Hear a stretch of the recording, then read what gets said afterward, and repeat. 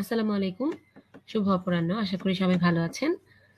আপনাদের আজকে Bailey and লাভের আমরা যে জিআইটি এবং হেপাটোবিলিয়ারি সিস্টেম পড়াচ্ছিলাম সেটার কন্টিনিউশন হিসেবে আজকে আমরা চ্যাপ্টার 72 দি প্যানক্রিয়াস নিয়ে আলোচনা করব। তো আমরা ক্লাসটা শুরু করি। আমি একটু চেক করে নিই আপনারা দেখতে এবং শুনতে পাচ্ছেন কিনা।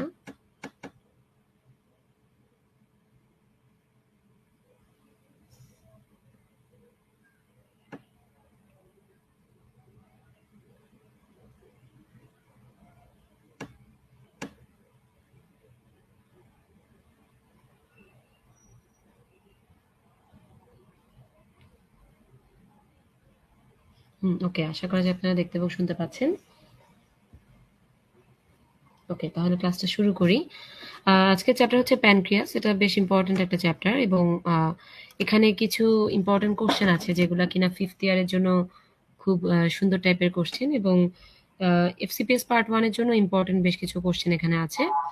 আর মোস্ট ইম্পর্টেন্টলি আপনাদেরকে যেরকম বলেছিলাম যে এই চ্যাপ্টারের লাস্টের দিকে আমরা হুইপলস প্রসিডিওর এবং একই সাথে হচ্ছে আমরা গত কয়েকটা ক্লাসে যে জিনিসটা স্কিপ করেছিলাম, রো অ্যান্ড ওয়াই জেজনোস্টোমি, যেটা রো অ্যান্ড ওয়াই রিকনস্ট্রাকশন, তো ওইটা আমরা একটু আলোচনা করে দেবো একদম লাস্টে। ওকে, আচ্ছা, তাহলে আমরা শুরু করি অ্যাজ ইউজুয়াল। প্রথমে আমরা অ্যানাটমি পার্টটা দিয়ে শুরু করি।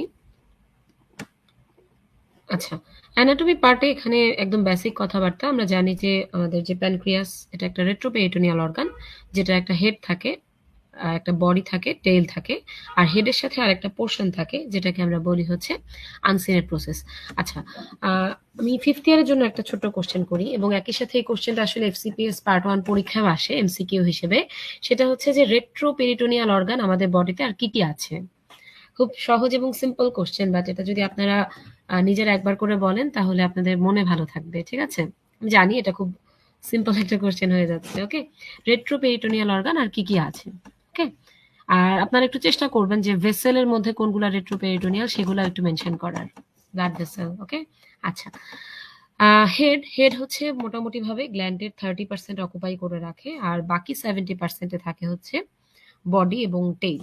আচ্ছা, হেডের সাথে আপনি খেয়াল করে দেখেন এই যে একটা অংশ, এটাকে আমরা বলি হচ্ছে আনসিনের প্রসেস। হ্যাঁ, আচ্ছা, এটার আবার একটা ভালো অ্যানাটমিক্যাল লোকেশন আছে। আমরা যদি খেয়াল করে দেখেন হেডের ঠিক পিছনে, হেডটা থাকে কোথায়? হেডটা থাকে হচ্ছে আমাদের যে সি শেপড ডুওডেনামের কার্ভটা, হ্যাঁ, সেটার মধ্যবর্তীতে থাকে হচ্ছে হেডটা। আচ্ছা, হেডের পিছনে থাকে দুইটা ইম্পর্টেন্ট স্ট্রাকচার, একদম ঠিক পিছনে থাকে হচ্ছে দুইটা ইম্পর্টেন্ট স্ট্রাকচার। একটা হচ্ছে সেকেন্ড লাম্বার ভার্টিব্রা, আরেকটা হচ্ছে ভ্যানা ক্যাভা। হ্যাঁ, আমরা যদি খেয়াল করে দেখি ইনফেরিয়র ভ্যানা ক্যাভা, এখানে ভার্টেব্রাটা দেখা যাচ্ছে না, আর থাকে হচ্ছে কি, আর থাকে হচ্ছে সেকেন্ড লাম্বার ভার্টেব্রা আর ভ্যানা ক্যাভা। আচ্ছা, আর এর পাশে দেখেন ভ্যানা ক্যাভাটা আমাদের বডিতে একটু রাইটে থাকে, তাই না? আচ্ছা, আমরা যদি একটু লেফটে যাই, দেখেন লেফটে থাকে হচ্ছে অ্যাওটা, অ্যাবডোমিনাল অ্যাওটা। এই অ্যাওটা এবং অ্যাওটা থেকে যে সুপেরিয়র মেজেন্টারিক ভেসেলটা শুরু হয় সেটা থাকে হচ্ছে নেক অফ দ্য গ্ল্যান্ডের পিছনে, নেকের পিছনে থাকে। ঠিক আছে, আমরা যদি খেয়াল করে দেখেন অ্যাওটা থেকে আমরা জানি যে একদম মিড লাইনে অ্যাওটার একদম অ্যান্টেরিয়রলি 3টা ব্রাঞ্চ আসে। প্রথমে আসে হচ্ছে সিলিয়াক ট্রাঙ্ক, তার ঠিক নিচে আসে হচ্ছে সুপিরিয়র মেজেন্টারিক আর্টারি, আর তার নিচে আসে হচ্ছে ইনফেরিয়র মেজেন্টারিক আর্টারি।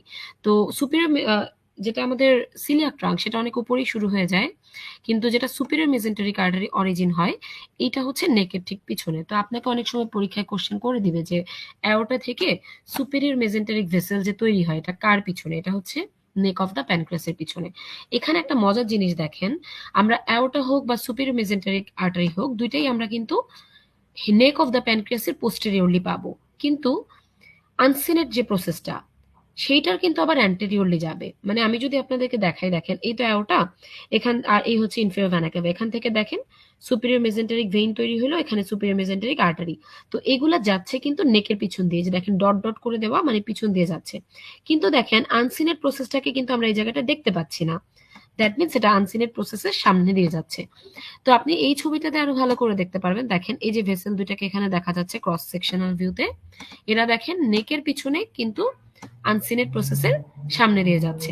এটা খুবই ইম্পর্টেন্ট একটা রিলেশন। অনেক সময় কি হয়, আপনাকে এসবিএ হিসেবে একটা ক্লিনিক্যাল সিনারিও দিয়ে দিবে। ধরেন সিনারিওটা এরকম দিয়ে দিল যে একজন প্রফেসর একটা সিটি স্ক্যান দেখাচ্ছেন আপনাদেরকে। তো এই সিটি স্ক্যানে আপনারা একটা ব্লাড ভেসেল, দুটা ব্লাড ভেসেল দেখতে পাচ্ছেন যারা কিনা নেক অফ দ্য প্যানক্রিয়াসের পিছনে কিন্তু সুপেরিয়র মেজেন্টারিক, কিন্তু আপনাদের যে আনসিনের প্রসেস সেটা সামনে দিয়ে যাচ্ছে। তো এই স্ট্রাকচারটা কি, এরকম ভাবে আপনাদেরকে জিজ্ঞেস করতে পারে। সেই ক্ষেত্রে আপনাদের অ্যান্সার হবে হচ্ছে সুপিরিয়র মেজেন্টারিক ভেসেলস। সো এটা খুবই আনকমন টাইপের একটা অ্যানাটমিক্যাল রিলেশন, আমরা একটু মনে রাখি। আচ্ছা, আপনাদের কাছে যে সুন্দর কোশ্চেনটা করেছিলাম, সিম্পল কোশ্চেন, আপনারা অনেকে এটা সুন্দরভাবে অ্যান্সার দিয়েছেন। কিডনি ডুওডেনাম, ডুওডেনামের কিন্তু পুরাটুকু না, তাই না? আচ্ছা, অ্যাওর্টা, হ্যাঁ ঠিক আছে, ইনফেরিয়র ভেনা কাভা মানে ভেসেলগুলো। আচ্ছা, kidney ascending descending colon, okay, abdominal aorta, duodenum except the first part, okay, adrenal gland, okay, aorta, kidney, oesophagus, ইসোফেগাসের, ওকে, ইসোফেগাস আমরা পুরোটুকু বলবো না, মানে অ্যাবডোমিনাল পার্ট যেটা আর কি, ওকে, ইসোফেগাস আসলে পুরোটুকু না। Pancreas, rectum, part of stomach, স্টমাকটা আমরা না বলা বেটার, ওকে। আচ্ছা, তো আপনারা খুব ভালো অ্যান্সার দিয়েছেন, অনেকগুলো অ্যান্সার এখানে চলে আসছে, ওকে, ভেরি গুড। আচ্ছা, তাহলে বিহাইন্ড দ্য নেকে আমরা কি কি স্ট্রাকচার পাচ্ছি? বিহাইন্ড দ্য নেকে আরেকটা ইম্পর্টেন্ট জিনিস হয়, সেটা হচ্ছে পোর্টাল ভেইন ফর্মেশন হয়। আমাকে একটু সুন্দর করে বলেন তো যে পোর্টাল ভেইনের কোন কোন দুইটা ভেইন নিয়ে পোর্টাল ভেইন তৈরি হয়? কোন কোন দুইটা ভেসেল দিয়ে পোর্টাল ভেইন তৈরি হয়? একদম সিম্পল একটা কোশ্চেন। তার মানে দেখেন আমরা নেকের আরেকটা সুন্দর রিলেশন পাইলাম, সেটা কি? নেকের ঠিক পিছনে পোর্টাল ভেইন তৈরি হয়।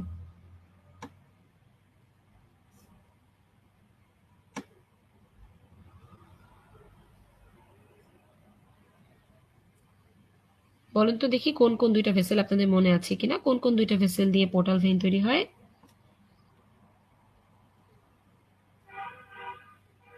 ওকে, খুব সুন্দর অ্যান্সার করতে পারছেন আপনারা এটা সবাই।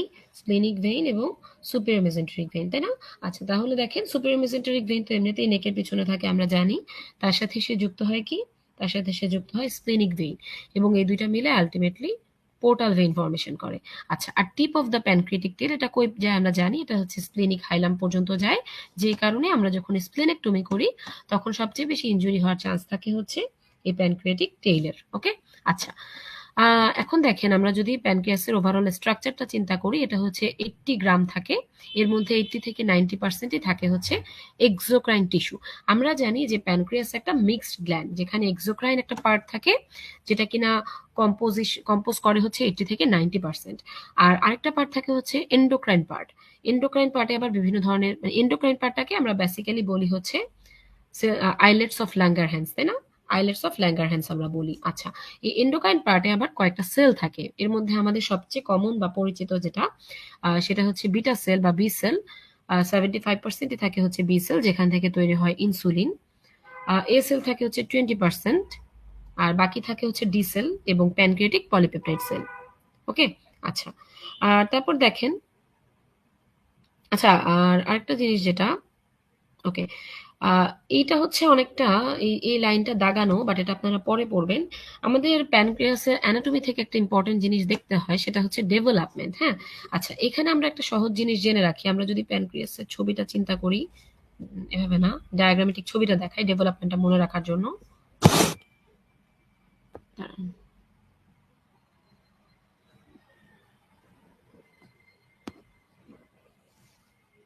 আমরা যদি এভাবে করে একটা ডায়াগ্রামের মতো চিন্তা করি, আর একটু বাড়াই দিই এটা, আচ্ছা, তাহলে দেখেন দুইটা জিনিস আমরা এখানে একটা জায়গায় কাটবো, এটা হচ্ছে যে ভেন্ট্রাল, আচ্ছা, হেড অ্যান্ড আনসিনের প্রসেস আছে,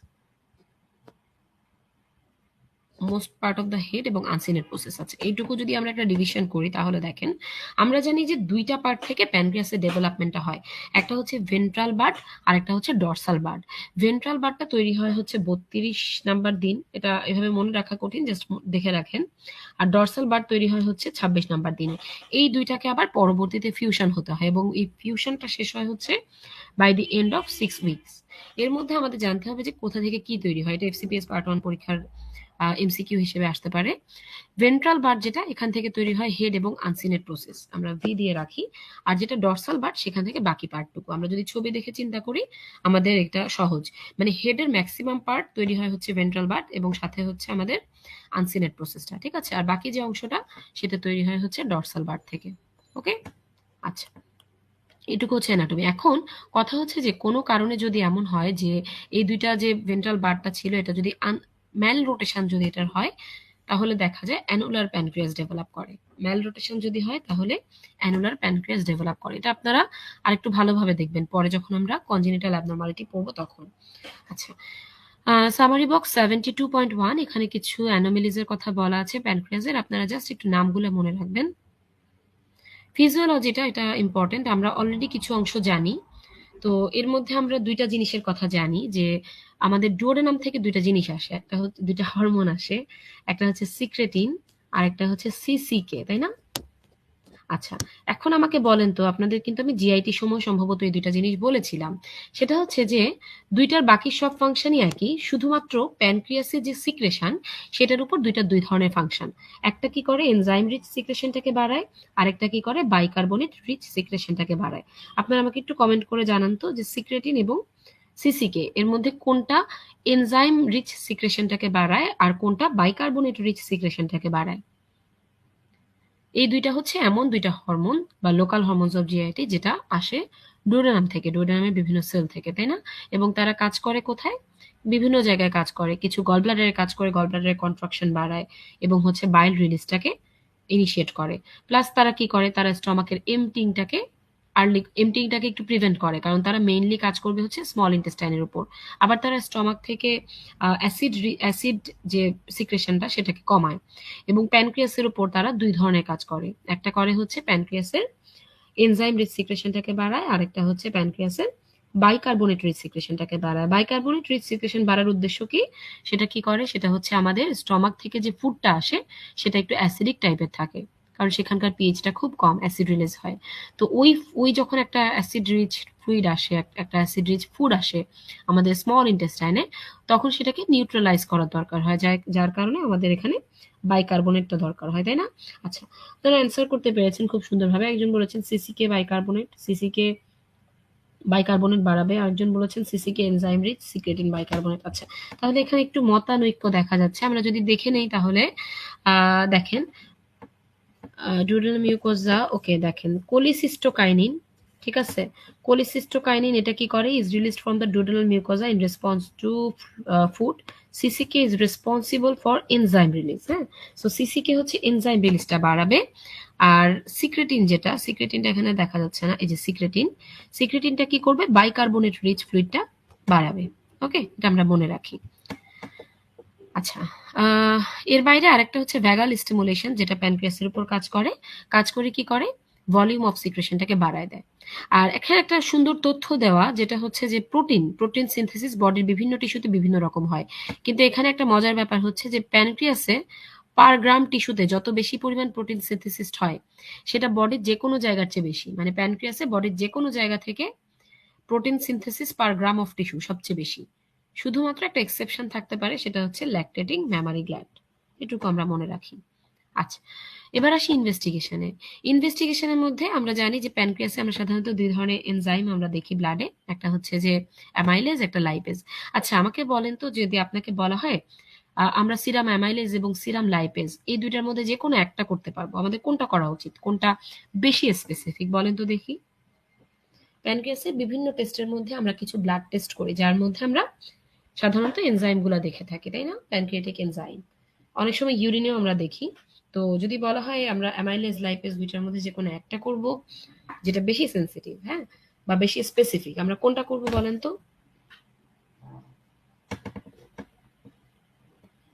আচ্ছা, এখানে দেখেন যে কথাটা বলা, সেটা হচ্ছে যে measurement of serum amylase is most widely used test of pancreatic damage, কিন্তু serum lipase is more sensitive and specific. কিন্তু আমরা তারপরও অনেক সময় করতে পারি না, কারণ এটা ওয়াইডলি অ্যাভেলেবল না।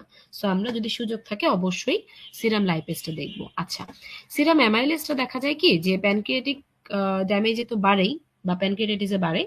আচ্ছা, আমাকে আপনারা কয়েকটা এমন কন্ডিশনের নাম বলেন তো প্যানক্রিয়াটাইটিস ছাড়া যেগুলাতে এই অ্যামাইলেজ লেভেলটা বাড়ে। আপনারা অনেকেই 5th ইয়ারে 2-একটা এক্সাম্পল পড়ে আসছেন, বলেন তো দেখি।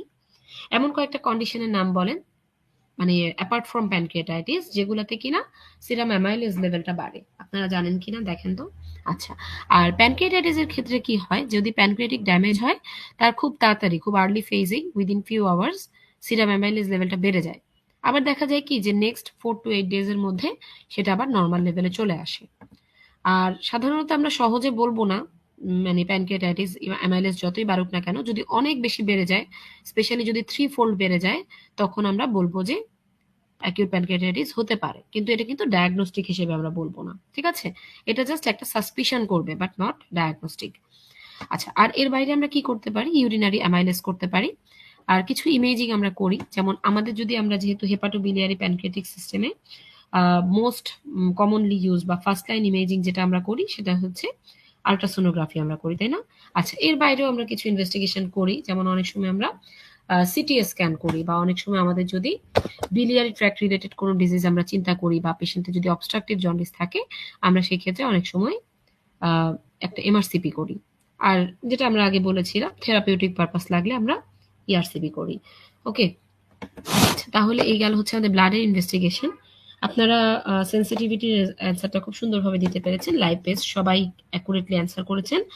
আচ্ছা, আমি আরেকটা জিনিস যেটা জানতে চেয়েছিলাম যে অ্যাকিউট প্যানক্রিয়াটাইটিস ছাড়া আর কি কি কন্ডিশনে সেরাম অ্যামাইলেজ লেভেলটা বাড়ে। এটা একজন অ্যান্সার করেছেন ইন্টেস্টাইনাল পারফোরেশন। আমরা দেখি তো আর কি কিতে বাড়ে। ওকে, তাহলে দেখেন এটা ঠিক বলেছেন, আপার জিআইটি পারফোরেশন যদি হয়। এর বাইরে আর কি হতে পারে? মেজেন্টারিক ইনফার্কশন, কোনো ইন্ট্রা অ্যাবডোমিনাল ভিসকাস যদি টর্শন হয়ে যায়, রেট্রোপেরিটোনিয়াল হেমাটোমা যদি হয়, একটোপিক প্রেগনেন্সি, এটা একটু ইম্পর্টেন্ট, এটা দাগায় রাখেন। আচ্ছা, ম্যাক্রো অ্যামাইলেজেমিয়া, হ্যাঁ, কোনো কারণে অ্যামাইলেজ যদি এরকম কিছু হয়, renal failure, salivary gland inflammation, এই কয়েকটা কন্ডিশনে বাড়ে। এইটা হচ্ছে খুব ইম্পর্টেন্ট একটা বক্স, এটা থেকে অনেক সময় এমসিকিউ আসে, সো এটা একটু দাগায় রাখেন। আল্ট্রাসোনোগ্রাফি এগুলো বললাম, এমআরআই করা হয় অনেক সময়, এগুলো স্কিপ করে যান, স্কিপ করে যান এগুলা। আচ্ছা, ইআরসিপি আমি এই চ্যাপ্টারে আর বলছি না, আপনারা থেরাপিউটিক ইউজগুলা গত চ্যাপ্টারে আমি যেভাবে বলে দিয়েছি ওভাবেই মনে রাখবেন। হ্যাঁ, এখানে আর নতুন করে পড়ার কিছু নাই, সেম জিনিস, আপনারা জাস্ট এখানে একটু রিডিং দিয়ে নেবেন। আচ্ছা, এবার আমরা আসি কয়েকটা কনজেনিটাল অ্যাবনর্মালিটি। এর মধ্যে একটা ইম্পর্টেন্ট জিনিস হচ্ছে সিস্টিক ফাইব্রোসিস। হ্যাঁ, সিস্টিক ফাইব্রোসিসটা আপনারা এখানেও পড়বেন, মেডিসিন যারা 5th ইয়ারে আছে তারা দেখবে যে মেডিসিনেও এটা পড়তে হয়, এবং রেসপিরেটরি ট্র্যাক্টের ডিজিজেও অনেক সময় এটা লাগে। সিস্টিক ফাইব্রোসিস আপনারা দেখবেন যে প্রত্যেকটা ডিজিজ কন্ডিশনে শুরুতে এই লেখাটা থাকে যে এটা অটোজোমাল রিসেসিভ নাকি অটোজোমাল ডমিনেন্ট নাকি এক্স লিঙ্কড, এরকম। তো এইটা আমি দাগাই কেন জানেন? আপনাদের এফসিবিএস পার্ট 1 পরীক্ষার পেপার 3-তে বিশেষ করে জেনেটিক্স থেকে 2টা কোশ্চেন আসার কথা, মানে সিলেবাস অনুযায়ী। তো ওই 2টা কোশ্চেন এখন আর রেগুলার যে জেনেটিক্সের পড়া ওগুলা থেকে খুব একটা আসে না, আসে হচ্ছে সার্জারি রিলেটেড জেনেটিক্স। সো এই জন্য এই লাইনগুলো আমরা একটু মনে রাখার চেষ্টা করব। আচ্ছা, এখন দেখেন সিস্টিক ফাইব্রোসিস হচ্ছে এক্সোক্রাইন গ্ল্যান্ডের একটা মাল্টি সিস্টেম ডিসঅর্ডার। তো যখন বলেই দিয়েছে যে এক্সোক্রাইন গ্ল্যান্ড, দ্যাট মিনস শুধুমাত্র প্যানক্রিয়াস না, এটা আরো অনেক সিস্টেমকে এফেক্ট করবে। যেমন কি হতে পারে? স্যালাইভারি গ্ল্যান্ডকে এফেক্ট করতে পারে, সোয়েট গ্ল্যান্ডকে এফেক্ট করতে পারে, হ্যাঁ, লাংস, ইন্টেস্টাইন, প্যানক্রিয়াস, লিভার, এই জিনিসগুলোকেও সাধারণত এফেক্ট করে। আমরা একটু দাগাই নিই এই কথাগুলা। আচ্ছা, এইটার ফিচারটা কি? এটার ফিচারটা হচ্ছে এখানে সোডিয়াম এবং ক্লোরাইড লেভেল এই দুইটা সোয়েটে বেড়ে যাবে। সোয়েট যদি আমরা পরীক্ষা করি সেখানে আমরা দেখব যে সেখানে সোডিয়াম এবং ক্লোরাইড লেভেলটা বেশি থাকবে। আচ্ছা, এখন কত বেশি? বলা হয়ে থাকে যে লেভেল অফ সোডিয়াম এবং ক্লোরাইড আয়ন ইন সোয়েট যদি অ্যাবাভ 90 মিলিমোল পার লিটার হয় তাহলে আমাদের ডায়াগনোসিসটা কনফার্ম হয়। আচ্ছা, আর এটার সাথে বললাম যে এটা আসলে প্যাথোফিজিওলজিটা কি, কেন এটা হচ্ছে। দেখা যায় কি যে অর্গান ড্যামেজটা হচ্ছে যে ওই অর্গানের ভিতর যে ডাক্ট গুলো আছে না, ওই ডাক্ট গুলো যদি কোনো কারণে ব্লকেজ হয়ে যায়, ঠিক আছে, ব্লকেজ যদি হয়ে যায়, ব্লকেজ হয়ে গেলে ন্যারোয়িং হবে, সিক্রেশনটা ঠিক হয়ে যাবে। যেমন ক্রনিক পালমোনারি ডিজিজ, এটাতে দেখা যায় কি ব্রঙ্কাই, ব্রঙ্কিউলস, এগুলাতে বিভিন্ন সিক্রেশনটা ঠিক হয়ে প্লাগিং হয়ে যায়, যা এই কারণে এটা ডেভেলপ করে। এই কারণে দেখা যায় কি বাচ্চাদের ক্ষেত্রে ক্রনিক লাং ডিজিজের মোস্ট কমন কজ থাকে এই সিস্টিক ফাইব্রোসিস। আচ্ছা, এটা একবার তো আমরা ডায়াগনোসিস করতে পারি নিওনাটদের ক্ষেত্রে, যে একটা মেকোনিয়াম থাকবে যেটা স্টিকি মাস হিসেবে থাকবে। অনেক সময় দেখা যায় মেকোনিয়ামটা প্লাক ফর্মেশন করে মেকোনিয়াম আইলিয়াস বা ইন্টেস্টাইনাল অবস্ট্রাকশন ডেভেলপ করতে পারে। আর যারা একটু বড় বাচ্চা, তাদের ক্ষেত্রে দেখা যায় কি যে তাদের গ্রোথটা পুয়ার হবে, অ্যাপেটাইট ভালো থাকবে না, তাদের স্টুলটা দেখা যাবে একদম খুব র্যান্সিড গ্রিজি একটা স্টুল থাকবে। আবার ইন্টেস্টাইনাল অবস্ট্রাকশনের কিছু ফিচারের মতো থাকবে, যেমন অ্যাবডোমিনাল ডিস্টেনশন থাকতে পারে, ক্রনিক রেসপিরেটরি কিছু ডিজিজ থাকতে পারে, ফিঙ্গার ক্লাবিং থাকতে পারে। সেকেন্ডারি সেক্সুয়াল ক্যারেক্টারিস্টিক গুলা ডিলেড ডেভেলপমেন্ট হবে। আর আমরা ডায়াগনোসিস করতে পারি কিভাবে? প্রিন্যাটাল একটা জেনেটিক টেস্টিং এর মাধ্যমে। আর বাচ্চাদের আমরা দেখবো যে বাচ্চাদের তো আসলে যে কোনো জায়গা থেকে ব্লাড নেওয়া যায় না, আমরা তাদের হিল প্রিক করে সাধারণত ব্লাড নিই, সেটা থেকে দেখতে পারি। আরেকটা ইম্পর্টেন্ট ডায়াগনস্টিক ফিচার হচ্ছে সোয়েট টেস্ট। সোয়েট টেস্টে যেটা আগেই বললাম, সোডিয়াম এবং ক্লোরাইড আয়নের লেভেল যদি মোর দেন 90 মিলিমোল পার লিটার হয়, তাহলে আমাদের ডায়াগনোসিস কনফার্ম হয়ে যাবে। আচ্ছা, ট্রিটমেন্ট আমরা কিভাবে করব? ট্রিটমেন্টে আসলে আমরা এটা যেহেতু কনজেনিটাল ডিজিজ, ওইরকম ভাবে ট্রিটমেন্ট নাই, বাট আমরা সেকেন্ডারি যে কনসিকোয়েন্স গুলা এই ডিজিজের কারণে হচ্ছে সেগুলা প্রিভেন্ট করার চেষ্টা করব। পালমোনারি ফাংশনটা যেন প্রিজার্ভ থাকে সেজন্য আমরা অ্যান্টিবায়োটিক দিব, ফিজিওথেরাপি দিব। আবার প্যানক্রিয়াসে যে অ্যাবনর্মালিটি, সেটার কারণে দেখা যায় পেশেন্টের ম্যাল অ্যাবজর্পশন ডেভেলপ করে, যে কারণে গ্রোথ রিটার্ডেশন বা হচ্ছে পোর অ্যাপেটাইট, এই জিনিসগুলা। তো এটা দূর করার জন্য আমরা যেটা করব, পেশেন্টকে ওরাল প্যানক্রিয়াটিক এনজাইম দিব। আমরা বলি না যে প্যানক্রিয়াটিক এনজাইমের কিছু সাবস্টিটিউট বা আর্টিফিশিয়াল এনজাইম, এই জিনিসগুলো আমরা দিব। আর ডায়েট যখন আমরা দিব, দেখবো যে একটু ফ্যাটের পরিমাণটা যেন কম থাকে, আর সুগারটা যেন অ্যাড করা থাকে, কারণ সোয়েটের মাধ্যমে অলরেডি অনেক সোডিয়াম ক্লোরাইড লস হয়ে যাচ্ছে, তো এটা রিপ্লেসমেন্ট করার জন্য আমরা সল্টটা একটু বেশি পরিমাণে অ্যাড করব। আচ্ছা, প্যানক্রিয়াটিক টিউবিজম এবং অ্যানুলার প্যানক্রিয়াস, এই দুটা ডিপেন্ড করে হচ্ছে ওই যে এমব্রায়োলজিক্যাল ভেন্ট্রাল এবং ডরসাল পার্ট। যদি এমন হয় যে এমব্রায়োলজিক্যাল ভেন্ট্রাল এবং ডরসাল পার্ট এই দুইটা ফিউশন না হয়, সেই ক্ষেত্রে প্যানক্রিয়াসের দুই ভাগে ভাগ হয়ে যাবে, যেটাকে আমরা বলি প্যানক্রিয়াটিক ডিভিসাম। আর অ্যানুলার কখন হবে? ওই যে আগে যেটা বললাম, যে কোনো কারণে যদি complete rotation of the ventral pancreatic bird এটা না হতে পারে, তাহলে দেখা যায় একটা রিং শেপ প্যানক্রিয়াস হয়ে যায়, যেটা কিনা আবার সেকেন্ড বা থার্ড পার্ট অফ দ্য ডুওডেনামের উপরে একটা প্রেশার ক্রিয়েট করে। ঠিক আছে, এই ধরনের পেশেন্টের দেখা যায় কি যে পাইলোরিক স্টেনোসিসের পেশেন্টের যেরকম ফিচার ডেভেলপ করে, এইখানে যখন অ্যানুলার প্যানক্রিয়াস ডেভেলপ করে, তখন কিন্তু পেশেন্টের এই টাইপের ফিচার ডেভেলপ করবে। কারণ কি? কারণ সেটা রিং শেপের একটা স্ট্রাকচার হয়ে থার্ড পার্ট বা সেকেন্ড পার্ট অফ দ্য ডুওডেনামের চারপাশে একটা প্রেশার ক্রিয়েট করে, স্টেনোসিস হয়ে যায়, হ্যাঁ, ডুওডেনাল স্টেনোসিস বা অ্যাট্রেসিয়ার মতো। আর সাধারণত যাদের ডাউন সিনড্রোম থাকে তাদের এটা বেশি হয়ে থাকে। একটপিক প্যানক্রিয়াস, এটা কোথায় থাকতে পারে? যে কোনো জায়গায় থাকতে পারে, যেমন স্পেশালি হচ্ছে mucosa, duodenum, small intestine, Meckel's diverticulum, gall bladder, এইসব জায়গায় থাকতে পারে। মিকেলস ডাইভার্টিকুলামের কথা অলরেডি আমরা জানি। আচ্ছা, এবার আমরা চলে আসি আমাদের সবচেয়ে ইম্পর্টেন্ট টপিক, সেটা হচ্ছে প্যানক্রিয়েটাইটিস, তাই না? এটা খুবই ইম্পর্টেন্ট এবং আমরা এই জায়গা থেকে আমাদের মেইন প্যাথোলজিক্যাল পড়াগুলা শুরু হবে। আচ্ছা, প্যানক্রিয়েটাইটিসের প্যাথোফিজিওলজিটা কি? আচ্ছা, এইটা হচ্ছে basically inflation of the pancreatic parenchyma. কি জন্য হতে পারে? এইটা সাধারণত হয় কখন? যখন কিনা দেখা যায় যে প্যানক্রিয়াসের যে এনজাইম গুলো আছে, সেগুলো যদি কোনো কারণে প্যানক্রিয়াসে ইনফ্লেমেশন করে। আমরা জানি যে প্যানক্রিয়াসের যে এনজাইম গুলা, এগুলো হচ্ছে প্রোটিওলাইটিক এনজাইম। তো কোনো কারণে যদি প্যানক্রিয়াসের কোনো একটা জায়গায় ইনজুরি হয়ে বা কোনো একটা জায়গায় অবস্ট্রাকশন হয়ে এই এনজাইমগুলো বাইরে চলে আসে, তখন দেখা যায় কি প্যানক্রিয়াটিক ইনফ্লামেশন হচ্ছে। ঠিক আছে, যেমন দেখা যায় যে ইনজুরি টু দ্য প্যানক্রিয়াটাইট ইনজুরি যদি থাকে, তাহলে দেখা যায় premature activation of the pancreatic enzyme হয়ে থাকে, তখন এই জিনিসগুলো হয়। আচ্ছা, এখন আমাকে একটা মজার কোশ্চেন আমি যদি জিজ্ঞেস করি, দেখেন, প্যানক্রিয়াটাইটিস মানে প্যানক্রিয়াসের ভিতরে এনজাইমগুলো এত মানে খারাপ যে সেটা যে কোনো অর্গানকে কিন্তু ড্যামেজ করে দিতে পারে, একদম আগ্নেয়গিরির মতো। তো প্যানক্রিয়াসের নিজের ভিতরেই তো এনজাইমগুলো থাকে, তো এটা কেন প্যানক্রিয়াসকে কেন ধ্বংস করতে পারে না? কেউ বলতে পারেন? মানে এটা তো প্যানক্রিয়াসের একটা অটো ডাইজেশন হয়ে যাওয়ার কথা, তাই না? যেহেতু যে এনজাইমগুলো বাইরে আসলে এত তছনছ করে দেয়, প্রোটিন ধ্বংস করে দেয়, সেই এনজাইমগুলো যখন প্যানক্রিয়াসের নিজের ভিতরে থাকে, তখন সেটা কেন প্যানক্রিয়াসকে ধ্বংস করতে পারে না? কেন সেটা প্যানক্রিয়াসের ড্যামেজ করতে পারে না? কেউ বলতে পারেন?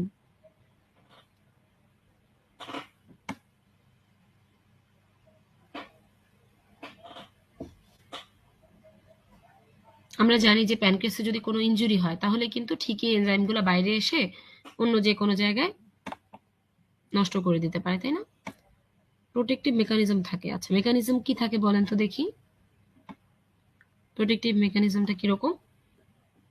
একজন বলেছেন ইনঅ্যাক্টিভ থাকে। ওকে, ইনঅ্যাক্টিভ, ওকে। আচ্ছা, এটাই বেসিক্যালি আমরা জানি যে আমাদের বডিতে সবগুলো এনজাইম রিলিজ হয় কিভাবে, জাইমোজেন হিসেবে বা একটা ইনঅ্যাক্টিভ এনজাইম হিসেবে, যেটা পরবর্তীতে বিভিন্ন কিছু সংস্পর্শে এসে অ্যাক্টিভেট হয়। যেমন প্যানক্রিয়াস থেকে একটা প্রোটিওলাইটিক এনজাইম আসে যেটার নাম হচ্ছে ট্রিপসিনোজেন। ট্রিপসিনোজেন, তাই না? আচ্ছা, এই ট্রিপসিনোজেনটা কি করে? ট্রিপসিনোজেনটা পরবর্তীতে আমাদের স্টমাকের যে HCl আছে এইটার সংস্পর্শে এসে কি হয়, ট্রিপসিন তৈরি হয়, যেটা কিনা একটা প্রোটিওলাইটিক এনজাইম। ওকে, তার মানে ইনঅ্যাক্টিভেট ফর্মে তারা থাকে, যার কারণে তারা কিন্তু অটো ডাইজেশনটা প্রিভেন্ট হয়। তো যখন কোনো কারণে একটা ইনজুরি হয় বা কোনো অবস্ট্রাকশন হয়, তখন দেখা যায় প্রিম্যাচিউর অ্যাক্টিভেশন হয়ে যায়, যার কারণে আলটিমেটলি প্যানক্রিয়াসটা অটো ডাইজেশন হয়ে যেতে পারে। আচ্ছা, ক্রনিক প্যানক্রিয়াটাইটিস যেটার আচ্ছা এখানে আর কিছু নাই, ওকে। আচ্ছা, আরেকটা জিনিস যেটা একটু আগে বললাম যে আমরা প্যানক্রিয়াটাইটিসটাকে সাধারণত দুই ভাগে ভাগ করি, একটা হচ্ছে অ্যাকিউট এবং একটা ক্রনিক। অ্যাকিউটটা খুবই ইমার্জেন্সি একটা কন্ডিশন, আর ক্রনিকটা দেখা যায় একটা প্রলং কন্ডিশন, লাইফ লং থাকতে পারে, যেটাতে প্যানক্রিয়াসে ফাইব্রোসিস হয়ে থাকে সাধারণত। আর আরেকটা যেটা একটু আগে বলছিলাম যে যদি এমন হয় যে সিরাম অ্যামাইলেজ লেভেলটা, অ্যামাইলেজ বা লাইপেজ লেভেলটা তো যদি 3-4 বা তার চেয়ে বেশি রেজ হয়, তাহলে আমরা সাধারণত আমাদের ডায়াগনোসিসটা করব, হ্যাঁ। আর তাও আবার কিন্তু এটা সাসপিশিয়াস, পুরোপুরি ফাইনাল ডায়াগনোসিস না। এর বাইরে আমরা সিটি স্ক্যান করতে পারি। আচ্ছা, আর ক্রনিক প্যানক্রিয়াটাইটিস এটাতে দেখা যায় কি আচ্ছা, আরেকটা জিনিস আমি একটু জিজ্ঞেস করি। আপনারা আমাকে সুন্দর করে অ্যাকিউট প্যানক্রিয়াটাইটিসের ১ নাম্বার এবং ২ নাম্বার কজটা বলেন তো দেখি। এটা একদম 5th ইয়ারের জন্য প্রথম 4 টা কজ বিশেষ করে খুবই পেইড একটা কোশ্চেন, ওকে? খুবই ইম্পর্টেন্ট। Acute প্যানক্রিয়াটাইটিসের cause. আপনারা যদি মনে থাকে আমাকে 4 টা কজ একদম সিরিয়ালি বলেন। আর যদি তা না পারেন আমাকে অন্তত প্রথম 2 টা কজ একদম সিরিয়ালি বলেন। ১ এবং 2 নাম্বার কজ অ্যাকিউট প্যানক্রিয়াটাইটিসের, ওকে? খুবই ইম্পর্টেন্ট। অ্যাকিউট প্যানক্রিয়াটাইটিসের 2 টা কজ আমাকে একটু বলেন। আচ্ছা, দেখেন ক্রনিক প্যানক্রিয়াটাইটিস আমরা কখন বলবো? যদি এমন হয় যে কন্টিনিউয়াস একটা ইনফ্লামেশন হচ্ছে, যেটার কারণে আলটিমেটলি কন্ডিশনটা ইরিভার্সিবল হয়ে যায় এবং দেখা যায় কি একটা ফাইব্রোসিস ডেভেলপ করে, হ্যাঁ, এবং পার্মানেন্ট একটা ড্যামেজ হয়ে যায়। আচ্ছা, আমরা দেখি তাহলে অ্যাকিউট প্যানক্রিয়াটাইটিস এটা একটা ইমার্জেন্সি কন্ডিশন, তাই না? এটা একটা ইমার্জেন্সি কন্ডিশন যেটাতে পেশেন্ট খুব সিভিয়ার সাডেন একটা পেইন নিয়ে আপনার কাছে আসবে, তাই না? এবং দেখা যায় কি যে এটার পেইনটা এত সিভিয়ার, মানে এবং দেখা যায় এটা শুধুমাত্র যে এপিগ্যাস্ট্রিক রিজিয়নে থাকে সেরকম না, এটা অনেক সময় ফুল অ্যাবডোমেনেই ছড়ায় যেতে পারে, তাই না? এরকম টাইপের একটা পেইন নিয়ে আপনার কাছে পেশেন্ট আসবে। আচ্ছা, আমরা আগে কজগুলো একটু জেনে নেই। একজন অ্যান্সার করেছেন অ্যাকিউটে গল ব্লাডার স্টোন অ্যালকোহলিজম, তাহলে আমরা দুইটা আরেকজনও বলেছেন গল স্টোন অ্যালকোহলিজম পোস্ট ইয়ারসিপি, ওকে, প্রথম 3টা কজই আমরা পেয়ে গেলাম তাহলে, তাই না? আচ্ছা, ভেরি গুড, তাহলে আমরা একদম এটা মনে রাখবো, ঠিক আছে, যে গল স্টোন, অ্যালকোহলিজম, পোস্ট ইয়ারসিপি, এই 3টাকে আমরা একদম 1 2 3। আর 4 নাম্বার সাধারণত আমাদেরকে যেটা বলা হয় ইডিওপ্যাথিক, 4 নাম্বার কজটা ইডিও, যদিও এখানে সিরিয়ালে এটা লাস্টে, বাট 4 নাম্বার পয়েন্ট আমরা বলবো হচ্ছে ইডিওপ্যাথিক, ওকে। আর এর বাইরে কি আছে? এর বাইরে হচ্ছে আচ্ছা, আমাকে আরেকটা জিনিস বলেন তো, অ্যাকিউটটা তো আপনারা বললেন, আমরা যদি বলি যে ক্রনিক প্যানক্রিয়াটাইটিস এর একটা ইম্পর্টেন্ট কজ বা মোস্ট ইম্পর্টেন্ট কজ কি, সেটা কি বলবেন? 1 নাম্বার কজ যদি বলতে বলি। আচ্ছা, তাহলে দেখেন অ্যাবডোমিনাল ট্রমার জন্য হতে পারে, সার্জারি, বিভিন্ন সার্জারির পর হতে পারে, যেমন ইআরসিপিটা খুব ইম্পর্টেন্ট, গত ক্লাসে বলেছিলাম ইআরসিপির কারণে কিন্তু প্যানক্রিয়াটাইটিস হয়ে থাকে। আচ্ছা, আরেকটা মজার জিনিস একটু খেয়াল করেন, হাইপার ক্যালসেমিয়া, হ্যাঁ, এই কথাটা একটু খেয়াল রাখবেন। একটু পরে আমরা যখন প্যানক্রিয়াটাইটিসের কমপ্লিকেশন পড়বো, কমপ্লিকেশনে আপনারা খেয়াল করবেন যে হাইপোক্যালসেমিয়া থাকে, হাইপোক্যালসেমিয়া। সো এটা খুবই মেজর একটা ব্যাপার। দেখেন ক্যালসিয়াম কি হচ্ছে, হাইপার ক্যালসেমিয়া হচ্ছে অ্যাকিউট প্যানক্রিয়াটাইটিসের কারণ, আর হাইপোক্যালসেমিয়া হচ্ছে অ্যাকিউট প্যানক্রিয়াটাইটিসের ফলাফল বা কমপ্লিকেশন। এটা একটু মনে রাখেন। এক্স্যাক্টলি এই কোশ্চেনটা আমাদের পরীক্ষায় আসছিল, এফসিপিএস পার্ট 1 পরীক্ষায় এসবিএ হিসেবে। কোশ্চেনটা এরকম আসছিল যে কোনটা অ্যাকিউট প্যানক্রিয়াটাইটিসের কমপ্লিকেশন না, ওইটার অপশনে ছিল হচ্ছে এই হাইপার ক্যালসেমিয়া। আচ্ছা, এর বাইরে আর কি হতে পারে? এর বাইরে পেশেন্টের হাইপার ট্রাইগ্লিজারিডেমিয়া হতে পারে, হাইপার প্যারাথাইরয়েডিজম হতে পারে, হ্যাঁ, আর এসব কারণে প্যানক্রিয়াটাইটিস ডেভেলপ করতে পারে। প্যানক্রিয়ার কিছু কনজেনিটাল কন্ডিশন আছে, যেমন ওই যে আমরা বললাম অটো ইমিউন হতে পারে, প্যানক্রিয়াটিক ডিভিজম হতে পারে, হ্যাঁ, স্ফিংটার অফ ওডি ডিসফাংশনের জন্য হতে পারে। আরো কয়েকটা কজ আছে, জাস্ট রিডিং দিলেই হবে। অ্যালকোহলিজম আনসার করেছেন এক্স্যাক্টলি, ক্রনিক প্যানক্রিয়াটাইটিসের মোস্ট ইম্পর্টেন্ট কজ হচ্ছে অ্যালকোহলিজম। আচ্ছা, তাহলে দেখেন এখানে খুব সুন্দরভাবে দেওয়া যে অ্যাকিউট প্যানক্রিয়াটাইটিসের মেইন কারণ হচ্ছে biliary calculi, যেটা 50 থেকে 70% পেশেন্টে থাকে, আর অ্যালকোহলিজম হচ্ছে 25% পেশেন্টে থাকে। আর পোস্ট ইআরসিপি দেখা যায় কি যে যাদের ইআরসিপি হচ্ছে তাদের মধ্যে 1 থেকে 3% পেশেন্টের কিন্তু পরবর্তীতে ডাক্ট ডিসরাপশনের কারণে এবং এনজাইম এক্সট্রাভাইজেশনের কারণে প্যানক্রিয়াটাইটিস ডেভেলপ করে। ক্লিনিক্যাল প্রেজেন্টেশনটা আপনারা কম বেশি সবাই জানেন। কি হবে পেশেন্টের? পেশেন্টের একটা সাডেন সিভিয়ার অ্যাবডোমিনাল পেইন হবে, তাই না? আচ্ছা, এই পেইনটা দেখা যায় কি যে খুব কুইকলি ডেভেলপ করে। আচ্ছা, এই পেইনটার একটা আমরা বলি কি যে এই পেইনের একটা রেডিয়েশন হয়। ম্যাক্সিমাম ক্ষেত্রে কোন দিকে রেডিয়েশন হয় কেউ বলতে পারেন? এই পেইন 50% ক্ষেত্রে পেইনটা কোন দিকে রেডিয়েট করবে? খুব কুইকলি এটা ডেভেলপ করে এবং ম্যাক্সিমাম ইন্টেন্সিটি পৌঁছায় যায় উইদিন মিনিট। ঠিক আছে, এবং দেখা যায় এই পেইনটা আওয়ার্স অথবা ডেইজ পর্যন্ত পারসিস্ট করতে পারে। আর পেইনটা দেখা যায় কি প্রথমত থাকে হচ্ছে এপিগ্যাস্ট্রিক রিজিয়নের দিকে, ঠিক আছে। আর এটা দেখা যায় খুবই সিভিয়ার একটা পেইন থাকে, কনস্ট্যান্ট থাকে, এবং আমরা যদি ইউজুয়াল ডোজ অফ অ্যানালজেসিক দেই তারপরও কিন্তু পেইনটা দূর হয় না। হ্যাঁ, এটা পারসিস্ট করতেই থাকে। আমাদের খুব আনকমন টাইপের অ্যানালজেসিক দিয়ে পেইনটাকে কন্ট্রোল করতে হয়। সাধারণত এপিগ্যাস্ট্রিকে ফার্স্ট থাকে, অনেক সময় দেখা যায় যে আপার কোয়াড্রেন্টে থাকে অথবা ফুল অ্যাবডোমেনেই থাকতে পারে। আর কোথায় রেডিয়েট করে আমরা বললাম? একজন অ্যান্সার করেছেন ব্যাক, ভেরি গুড। আমরা দেখি যে 50% পেশেন্টের ক্ষেত্রে কিন্তু ব্যাকে রেডিয়েট করতে পারে। আর আমরা আরেকটা জিনিস বলি যে সিটিং অথবা লিনিং ফরওয়ার্ড, আমরা পেশেন্টকে ওই পজিশনে সাধারণত দেখে থাকি যেটাতে তার পেইনটা একটু রিলিফ হয়। আচ্ছা, আর এখন যেহেতু দেখেন এই টাইপের পেইনের কি কি ডিফারেন্সিয়াল হতে পারে, এরকম একটা সাডেন সিভিয়ার ইপিগ্যাস্ট্রিক পেইনে পারফোরেটেড পেপটিক আলসারের জন্য হতে পারে, বিলিয়ারি কোলিকের জন্য হতে পারে, অ্যাকিউট কোলিসিস্টাইটিসের জন্য হতে পারে। আবার দেখা যায় যে চেস্টে যদি রেডিয়েট করে অনেক সময় আমরা কিন্তু এমআই সাথে এটাকে তালগোল পাকায় ফেলতে পারি, এমআই মনে হতে পারে, হ্যাঁ, নিউমোনিয়া মনে হতে পারে, প্লুরাইটিক পেইন হতে পারে। আর এর বাইরে পেশেন্টের কিছু মানে সিস্টেমিক ফিচার যেমন নশিয়া, ভমিটিং, বেলচিং, রেচিং এগুলো থাকে। আচ্ছা, সার্চটা আমরা এখানে স্কিপ করব, এটা আপনাদের অন্য একটা চ্যাপ্টারে আমরা পড়বো। বেইলিয়ান লাভের এটা প্রথম দিকের চ্যাপ্টার, সম্ভবত চ্যাপ্টার 3 মনে হয়, মনে নেই আমার। আচ্ছা, ওখানে পড়বো, এখানে পড়বো না, ওখানে সুন্দর করে এটা বলা আছে, চ্যাপ্টার 5 সম্ভবত, ইনফেকশন। ওকে। আচ্ছা, এখন দেখেন একটা মজার জিনিস হচ্ছে ব্লিডিং যদি হয় ফাশাল প্লেনে, আমরা অনেক সময় জানি যে অ্যাকিউট হেমোরেজিক প্যানক্রিয়াটাইটিস ডেভেলপ করে।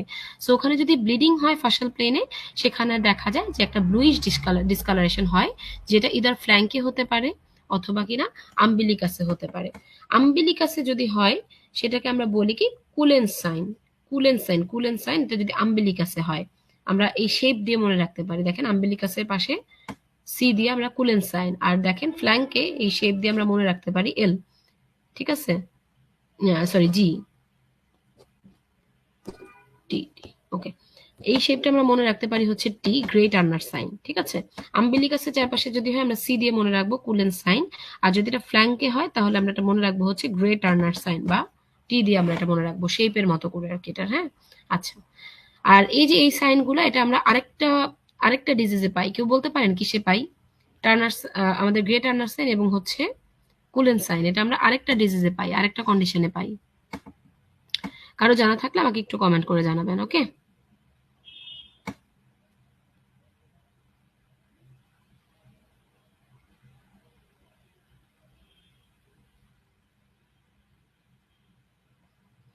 আচ্ছা, ইনভেস্টিগেশন আমরা কিভাবে করব? আমরা সাধারণত ক্লিনিক্যাল প্রেজেন্টেশনের উপর ভিত্তি করে ইনভেস্টিগেশন করি, আর পাশাপাশি আমরা কিছু ব্লাড ইনভেস্টিগেশন করি যেটাতে আমরা serum amylase level, lipase level এগুলো বেশি পাই। আচ্ছা, আর আর কি হতে পারে? আর হচ্ছে আমরা যদি ডাউট থাকে তারপরও আমরা সিটি স্ক্যান করতে পারি। আচ্ছা, টেবিল নাম্বার 72.3 এটা একটু দেখেন আপনারা, এখানে স্কোরিং সিস্টেমের উপর বলা হয়েছে যেটা দিয়ে আমরা severity of the acute pancreatitis predict করি। এই কোশ্চেনটা এটা ফিফথ ইয়ারে লাগতে পারে, এটা অনেক সময় ফিফথ ইয়ারে বিশেষ করে মেডিসিনে লাগে, সার্জারিতে খুব একটা এই কোশ্চেনটা আস্ক করা হয় না। আর আরেকটা জিনিস যেটা, সেটা হচ্ছে যে এফসিপিএস পার্ট 1 পরীক্ষা আমি এই টাইপের জিনিস দেখি নাই এখন পর্যন্ত, বাট এমআরসিএস পরীক্ষাটা আসে। ওকে, আচ্ছা। তাহলে দেখেন, আচ্ছা এটা আপনার অ্যান্সার করেছেন রাপচার্ড এক্টোপিক প্রেগন্যান্সি, আরেকজন বলছেন পারফোরেটেড আলসার। আচ্ছা, এটা মেইন অ্যান্সারটা হবে রাপচার্ড এক্টোপিক প্রেগন্যান্সি। হ্যাঁ, এই অ্যান্সারটা রাইট হবে। ওকে, আচ্ছা, এটা আমরা জেনে রাখি তাহলে দুইটা ডিডি। ওকে, এখন এটা মনে রাখাতে একটু ডিফিকাল্ট। র্যানসন স্কোর অন অ্যাডমিশন কিরকম হবে, উইদিন 48 আওয়ার্স কিরকম হবে, গ্লাসগো স্কোর উইদিন 48 আওয়ার্স কিরকম হবে, এগুলো একটু মনে রাখাটা ডিফিকাল্ট। তো আমরা এটা মনে রাখবো এভাবে যে গ্লাসকো স্কোরটা মনে রাখার একটা নেমোনিক আছে, এভাবে আমরা মনে রাখতে পারি। নেমোনিকটা এরকম যে আমরা প্যানক্রিয়াস এই শব্দটা দিয়ে আমরা স্কোরিংটা মনে রাখবো। সেটা কিরকম আমরা যদি দেখি, আচ্ছা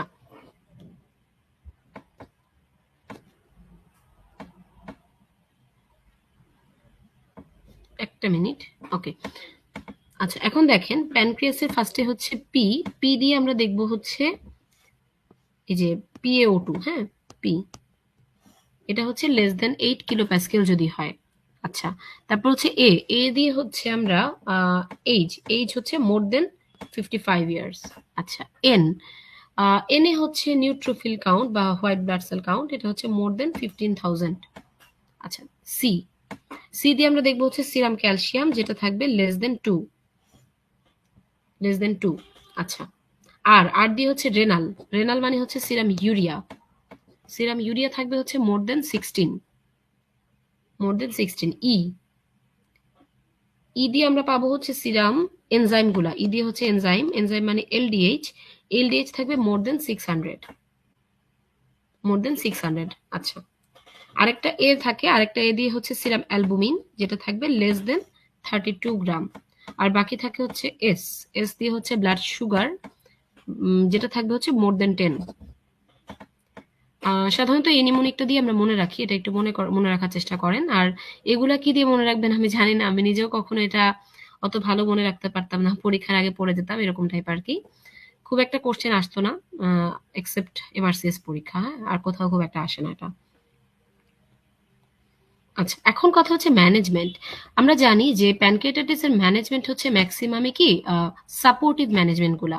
যেমন এখানে পেশেন্ট এত বেশি মানে টক্সিক থাকে, শকে থাকতে পারে অনেক সময়, অনেক সময় তার সিস্টেমিক ফিচার গুলা থাকে, যে কারণে আমরা এই পেশেন্টকে ট্রিটমেন্ট করব হচ্ছে এইচডিইউ বা আইসিইউতে প্রেফারেবলি, হ্যাঁ চেষ্টা করব অ্যাডমিশন দেওয়ার। আচ্ছা এর বাইরে আমরা কি দিব, তাকে অবশ্যই পেইন, অনেক সিভিয়ার পেইন থাকে তাকে আমরা অ্যানালজেসিক্স দিব, ফ্লুইড রিহাইড্রেশন থেরাপি আমাদের দিতে হবে অ্যাগ্রেসিভ ভাবে, অক্সিজেন সাপ্লিমেন্টেশন দিব। এট দ্য সেম টাইম আমরা পেশেন্টের ভাইটাল সাইন যেমন তার pulse, blood pressure, temperature, respiratory rate, এর পাশাপাশি আমরা অনেক সময় CBP, urine output, blood gas analysis এগুলো আমরা করি। আর হেমাটোলজিক্যাল এবং বায়োলজিক্যাল কিছু প্যারামিটার যেমন liver renal function, clotting factor গুলা, হ্যাঁ আবার ওই যে যেগুলো আমাদের সিভিয়ারিটি ইন্ডিকেট করে যেমন serum calcium, enzyme level, blood glucose level, এগুলো আমরা মেজারমেন্ট করব। আর আমরা সাধারণত পেশেন্টকে মুখে খাওয়াটাকেই প্রেফার করি যদি সে পারে, আর একান্তই না পারলে আমরা এনজেটিভ ফিডিং করব। অ্যান্টিবায়োটিকের খুব একটা রোল বলা হয় না, বাট অনেক সময় আমরা এটা দিয়ে থাকি। আর সিটি স্ক্যান আমরা দিতে পারি যদি অর্গান ফেলিওর আমরা সাসপেক্ট করি। আর যদি গলস্টোনের কারণে প্যানক্রিয়াটাইটিস হয় বা কোলানজাইটিসের ফিচার থাকে সেই ক্ষেত্রে আমরা ইআরসিপি করি। আর এর বাইরে আমরা নিউট্রিশনাল সাপোর্ট দিই যদি পেশেন্ট নিজে খেতে না পারে। আচ্ছা এখানে দেখেন কমপ্লিকেশনস অফ অ্যাকিউট প্যানক্রিয়াটাইটিস খুবই ইম্পর্টেন্ট, এটা ফিফথ ইয়ারে এই কোশ্চেনটা রিটেনে আসেই, খুবই ইম্পর্টেন্ট। এবং এফসিপিএস পার্ট ওয়ান পরীক্ষা যেরকমটা আমি বললাম এমসিকিউ বা এসবিএ যে কোনো কিছু হিসেবে আসতে পারে, আমাদের সময় এটা পরীক্ষায় ছিল। সো এটা হচ্ছে one of the most important box সবার জন্য সার্বজনীন একটা বক্স। আচ্ছা দেখেন তাহলে লোকাল ফিচার কি কি এটা আগে আমরা দেখে নেই। লোকাল হচ্ছে যেগুলো সাধারণত ফার্স্ট উইকে ডেভেলপ করে যায় এবং প্যানক্রিয়াস বা তার চারপাশের এরিয়া রিলেটেড। কি হতে পারে, প্যানক্রিয়াসের চারপাশে একটা ফ্লুইড কালেকশন হতে পারে যেটাকে আমরা বলি পেরি প্যানক্রিয়াটিক ফ্লুইড কালেকশন। আচ্ছা এরপরে দেখেন ওই ওই ফ্লুইডটা এমনও হতে পারে স্টেরাইল, যদি প্যানক্রিয়াস অনেক সময় নেক্রোসিস হয়ে যায়, নেক্রোসিসটা দুই রকম হতে পারে, স্টেরাইল নেক্রোসিস হতে পারে আর একটা হচ্ছে ইনফেক্টেড হতে পারে।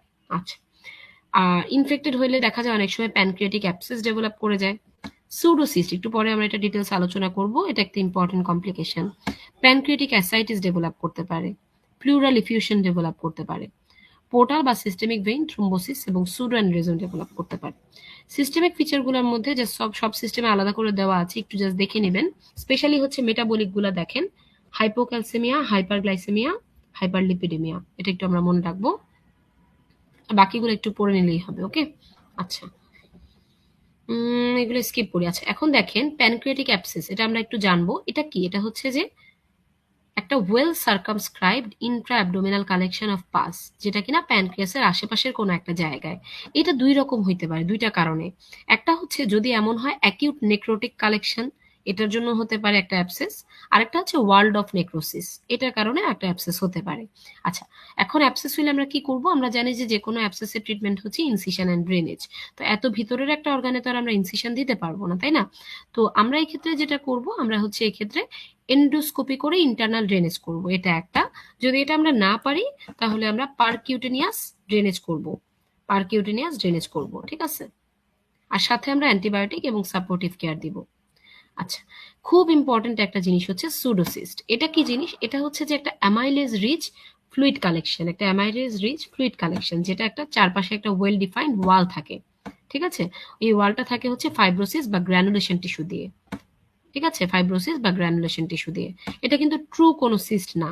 ট্রু সিস্ট হলে তার চারপাশের ওয়ালটা কিন্তু ওয়েল ফর্ম থাকতো, কিন্তু এখানে ওয়ালটা কিন্তু ওয়েল ফর্ম না, ওয়ালটা হচ্ছে ফাইব্রাস বা গ্র্যানুলেশন টিস্যু দিয়ে তৈরি হচ্ছে। কিন্তু যদি এটা ট্রু সিস্ট হইতো, সেখানে এন্ডোথেলিয়াল সেল বা এপিথেলিয়াম থাকতো। ওকে, আচ্ছা। তো সাধারণত দেখা যায় যে একটা মাইল্ড অ্যাকিউট প্যানক্রিয়াটাইটিস যদি পেশেন্টের হয়, তারপর কি হয়? তারপর তার চারপাশে দেখা যায় অ্যাকিউট পেরিপ্যানক্রিয়াটিক একটা ফ্লুইড কালেকশন হয়। এই ফ্লুইড কালেকশনটা একসময় দেখা যায় রিজলভ হয় না এবং আস্তে আস্তে করে ম্যাচিউর হতে থাকে। তো যখন ম্যাচিউর হয়ে যায় মোটামুটি, তখনই সিউডোসিস্টটা ফর্মেশন হয়। এই ঘটনাটা ঘটতে সাধারণত দেখা যায় 4 সপ্তাহ বা তার বেশি লাগে, ঠিক আছে? আচ্ছা, আর এটা তো আগেই বললাম, যেটা স্টেরাইল ওয়াল অফ নেক্রোসিস হতে পারে বা যে কোনো ভাবে হতে পারে, অনেক সময় ট্রমার কারণেও হয়, প্যানক্রিয়াটিক ট্রমা। এখন ঝামেলা হচ্ছে যে একটা পেশেন্ট যদি আপনার কাছে এরকম আসে, মানে সে হয়তো হিস্ট্রিটা আপনাকে ঠিক মতো দিল না প্রিভিয়াস প্যানক্রিয়াটাইটিস এর, হ্যাঁ?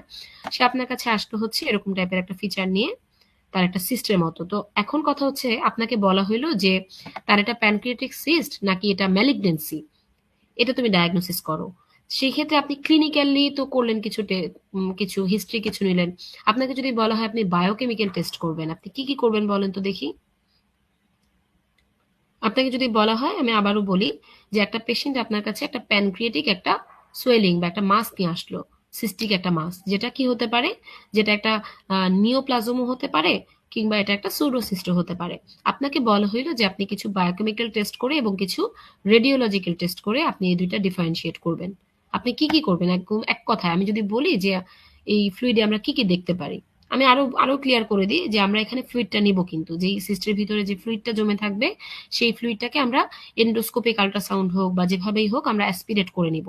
অ্যাসপিরেট করে আমরা কিছু মার্কার দেখব। কি কি দেখব? আর যদি আমি বলি যে এখানে একটা ইমেজিং করা লাগবে লাস্টলি, হ্যাঁ, ইমেজিংটা আমরা কি করব? আচ্ছা, তো এই ধরনের কোশ্চেনের ক্ষেত্রে এটা যদি আপনাদের ইজ শর্ট অ্যান্সার করে এসএ কিউ বা হচ্ছে যে কোনো ভাবে আপনাকে যেভাবে জিজ্ঞেস করা হোক ভাইবা বা যে কোনো জায়গায়, তো প্রথম কথা হবে হচ্ছে আমরা পেশেন্টের হিস্ট্রি নিব। হিস্ট্রি নিলে আমরা কি পাবো? হিস্ট্রি নিলে হচ্ছে আমরা যদি পেশেন্টের এটা সুডোসিস্ট হয়, পেশেন্টের কিন্তু প্রিভিয়াস একটা না একটা অ্যাটাকের হিস্ট্রি থাকবে, যে তার প্রিভিয়াসলি একটা প্যানক্রিয়াটাইটিস হলো। আচ্ছা, এরপরে আমরা পেশেন্টকে আরো কিছু হিস্ট্রি নিতে পারি, যেমন তার ওয়েট লসের হিস্ট্রি থাকতে পারে, অ্যানোরেক্সিয়া, অ্যানিমিয়া, উইকনেস, এই টাইপ হিস্ট্রি যদি থাকে, সেটা কিন্তু কিছুটা ম্যালিগনেন্সির দিকে যাবে, হ্যাঁ? আচ্ছা, তারপরে আমরা পেশেন্টকে এক্সামিন করব। অনেক সময় দেখা যায় যদি ম্যালিগনেন্সি হয় আমরা একটা হার্ড লাম্প পাইতে পারি, সুডোসিস্টের লাম্পটা কিন্তু ওরকম ভাবে হার্ড হবে না। আচ্ছা, তারপর হচ্ছে আমরা আমাদের টেস্টিং এ চলে যাব। তো আমরা একটা ইমেজিং করতে পারি, ইআরসিপি কিনা, না ইআরসিপি না, ইমেজিং হিসেবে আমরা সাধারণত সিটি স্ক্যান করে থাকি। আচ্ছা, আর এরপরে যেটা আমরা সেটা হচ্ছে ফ্লুইডটা টেস্ট করব। কিভাবে করব? আমরা একটা অলরেডি দুজন অ্যান্সার করেছেন সিইএ। আচ্ছা, আমরা দেখে নেই। আমরা এন্ডোস্কোপিক আল্ট্রাসাউন্ড গাইডেড অ্যাসপিরেশন করব সিস্ট ফ্লুইডের।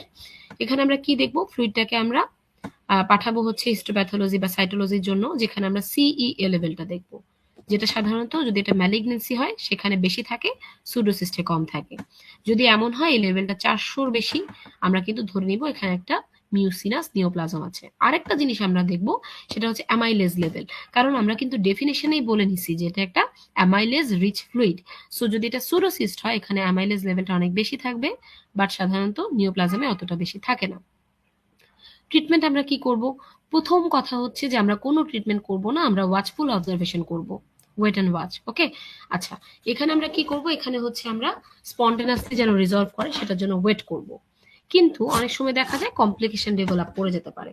আচ্ছা, এখন কতক্ষণ পর্যন্ত আমরা ওয়েট করব? প্রথম কথা হচ্ছে যদি এমন হয় যে সুডোসিসটা খুবই থিক ওয়াল্ড অথবা খুব লার্জ, মানে 6 সেন্টিমিটারের বড়, অনেক দিন ধরে আসছে, আপনি 12 সপ্তাহ পর্যন্ত ওয়েট করলেন, তারপর এটা ভালো হচ্ছে না, অথবা দেখা যায় কি যে এটা তো সাধারণত অ্যাকিউট প্যানক্রিয়াটাইটিস এর পরে হয়, অথবা দেখা গেল পেশেন্টের ক্রনিক প্যানক্রিয়াটাইটিস আছে, হ্যাঁ, এবং সাধারণত ক্রনিক প্যানক্রিয়াটাইটিস থাকলে খুব একটা সহজে এটা রেসপন্স করে না, এবং দেখা যায় কি যে এখান থেকে হয়তো বা এমন হইলো যে কিছু কমপ্লিকেশন ডেভেলপ করে গেল পেশেন্টের।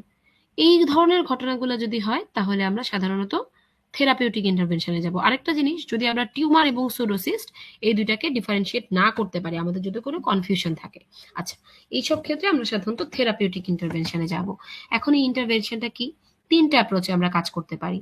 প্রথম যেটা আমরা সবচেয়ে ছোটখাটো জিনিসটা চিন্তা করব সেটা হচ্ছে পারকিউটিনিয়াসলি আমরা কি করতে পারি, একদম বাইরে থেকে, বডির বাইরে থেকে। আচ্ছা, পারকিউটিনিয়াসলি আমরা যেটা করতে পারি সেটাকে বলা হয় হচ্ছে ট্রান্সগ্যাস্ট্রিক সিস্ট্রোগ্যাস্ট্রোস্টমি। এখানে কিন্তু আমরা বেসিক্যালি আমাদের মানে বডির কোনো ক্যাভিটির ভিতরে যাচ্ছি না, জাস্ট বাইরে থেকে আমরা একটা মানে পাংচার করতেছি, যেটা কিনা আমরা ইমেজ গাইডেড করব, সেটা ইদার সিটি গাইডেড বা আল্ট্রাসোনো গাইডেড।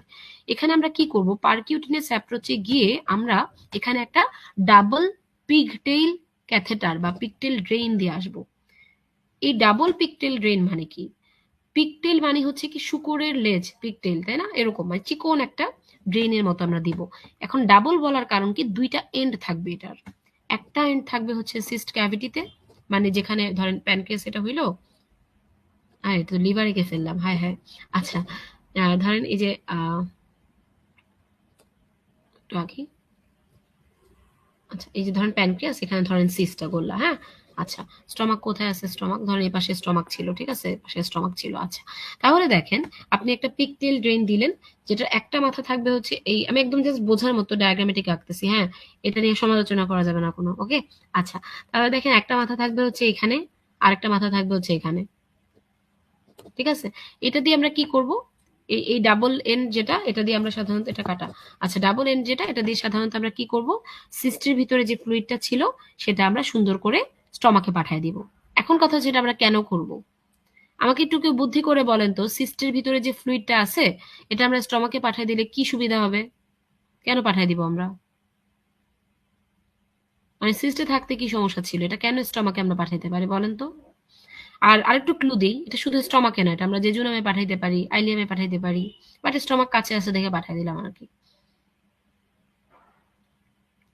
মানে এটার কিন্তু মেইন ম্যানেজমেন্ট হচ্ছে আমরা এই সিস্টের ফ্লুইডটাকে যেভাবেই হোক, স্টমাক হোক, ডুওডেনাম হোক, তারপর হচ্ছে আমাদের ইন্টেস্টাইন হোক, এই জায়গাগুলোতে পাঠাবো যেভাবেই হোক, সেটা তিনটা অ্যাপ্রোচে আমরা করব। তো পারকিউটিনাস অ্যাপ্রোচে তো একটা বললাম, এন্ডোস্কোপিক অ্যাপ্রোচেও কিন্তু আমরা সেম কাজটা করব। জাস্ট এখানে আমরা কি করলাম, এখানে আমরা পিকটেল ক্যাথেটার দিলাম, আর এন্ডোস্কোপিক অ্যাপ্রোচে আমরা যেটা করব দেখাই, সেখানে হচ্ছে আমরা পাংচার করে দিব সিস্ট ওয়ালটাকে, কোথায়, স্টমাক বা ডুওডেনাল ওয়ালের সাথে। এটা আমরা করব কিভাবে, এন্ডোস্কোপিক আল্ট্রাসাউন্ড গাইডের মাধ্যমে, এবং একটা টিউব ড্রেন আমরা প্লেস করে আসব। মানে আগে আমরা পিকটেল ড্রেন দিচ্ছিলাম যেহেতু ছোট লাগবে আমাদের, আর এখানে যেহেতু বড় এই জন্য আমরা একটা টিউব ড্রেন দিয়ে আসবো, যেটার একটা এন্ড থাকবে সিস্ট ক্যাভিটিতে, আরেকটা এন্ড থাকবে গ্যাস্ট্রিক লুমেনে। আর সার্জিক্যাল ড্রেনেজও যদি আমরা করি, সেটা আমরা সেম ভাবে করব, সিস্টটাকে আমরা গ্যাস্ট্রিক বা জেজুনাল লুমেন, যেগুলোকে আমরা বলি কি সিস্টো গ্যাস্ট্রোস্টোমি অথবা সিস্টো জেজুনোস্টোমি, এইভাবে করে আমরা ড্রেন করে দিয়ে আসবো। একজন বলেছেন অ্যাবজর্ব হয়ে যাবে, আচ্ছা, এটার মেইন জিনিসটা অ্যাবজর্বও না ঠিক, হ্যাঁ, এটা আসলে ডাইজেশন অ্যাবজর্পশনের মতো একটা প্রসেস। আমরা জানি যে প্যানক্রিয়াসের যে ফ্লুইড গুলা বা এনজাইম গুলা, এগুলো যখন জিআইটি তে আসে তখন কিন্তু খুব একটা ঝামেলা হয় না। কেন হয় না? কারণ তারা প্রো এনজাইম হিসেবে চলে আসতেছে, মানে তারা তো অ্যাবনর্মাল কোনো জায়গায় নাই। জিআইটি তে নর্মালি এনজাইম গুলো আসার কথা ছিল, তাই না? তো এখন যেই ফ্লুইডটা অ্যামাইলেজ রিচ ফ্লুইড, এটা যদি প্যানক্রিয়াসের চারপাশে থাকে এরকম সিস্টের মধ্যে, সেটা তার একটা অ্যাবনর্মাল জায়গা, সেখানে সে থাকলে কমপ্লিকেশন ডেভেলপ করতে পারে। বাই চান্স যদি সিস্ট রাপচার হয়ে যায়, তাহলে কত ঝামেলা, চিন্তা করে দেখছেন, তাহলে সেটা পুরো পেরিটোনিয়াল ক্যাভিটিতে ঝামেলা করে ফেলবে, তাই না? আচ্ছা, কিন্তু দেখেন যদি এটা আপনি জিআই ট্র্যাক্টের নর্মাল ওপেনিং এ দিয়ে দেন, যেখানে নর্মালি প্যানক্রিয়াটিক জুসগুলা যাইতো, সেখানে কিন্তু আর ঝামেলা হবে না তার, তাই না? সেখানে সে কোনো ঝামেলা করতে পারবে না, সেটা তার নর্মাল পাথওয়ে। সো আমরা এভাবে করে এটাকে দিয়ে দিব, ওকে, আচ্ছা। তো এটা এক অর্থে কারেক্ট যে অ্যাবজর্ব হয়ে যাবে, এটা আমরা বলতে পারি যে এটা চলে যাবে নর্মালি, নর্মাল প্রসেসে, হ্যাঁ, এটার কোনো ঝামেলা নাই। আচ্ছা, তাহলে দেখেন ঝামেলা হইলে কি কি ঝামেলা হইতে পারে। একটা হচ্ছে ওই সিস্টে যদি ইনফেকশন হয়, অ্যাবসেস হতে পারে, সেপসিস হতে পারে, রাপচার হয়, তো রাপচার যদি পেরিটোনিয়ামে হয় পেরিটোনাইটিস হতে পারে। সে যদি নর্মাল ওয়েতে না গিয়ে কোনোভাবে গাটের ভিতরে রাপচার হয়ে যায়, তখন অনেক সময় ব্লিডিং করবে, ফিস্টুলা করতে পারে, ঠিক আছে, এটা যদি মানে নর্মাল ওয়েতে রাপচার না হয়, পরে অন্যভাবে রাপচার হয়। আচ্ছা, এনলার্জমেন্ট যদি হয় তাহলে প্রেশার ইফেক্ট, সে অবস্ট্রাকটিভ জন্ডিসও করতে পারে, বাউল অবস্ট্রাকশন করতে পারে, পেইন হতে পারে, সিস্ট থেকে অনেক সময় হেমোরেজ হতে পারে, হিমোপেরিটোনিয়াম ডেভেলপ করতে পারে। আচ্ছা, এই হচ্ছে আপনাদের সেই কোশ্চেনের অ্যান্সার যেটা আপনারা বলছিলেন, সুন্দরভাবে অ্যান্সার করতে পেরেছেন কিভাবে আমরা সুডোসিস্টকে সিস্টিক নিওপ্লাজম থেকে আলাদা করব। আচ্ছা, এবার আমরা ক্রনিক প্যানক্রিয়াটাইটিসে আসি। এখানে আমরা ইটিওলজিটা জানি, আপনারা সবাই বলতে পেরেছেন যে হাই অ্যালকোহল কনজাম্পশন, এটা হচ্ছে মোস্ট কমন ইটিওলজি, তাই না? আচ্ছা, আর এটা দেখা যায় 60 থেকে 70% কেসেসেই হয়।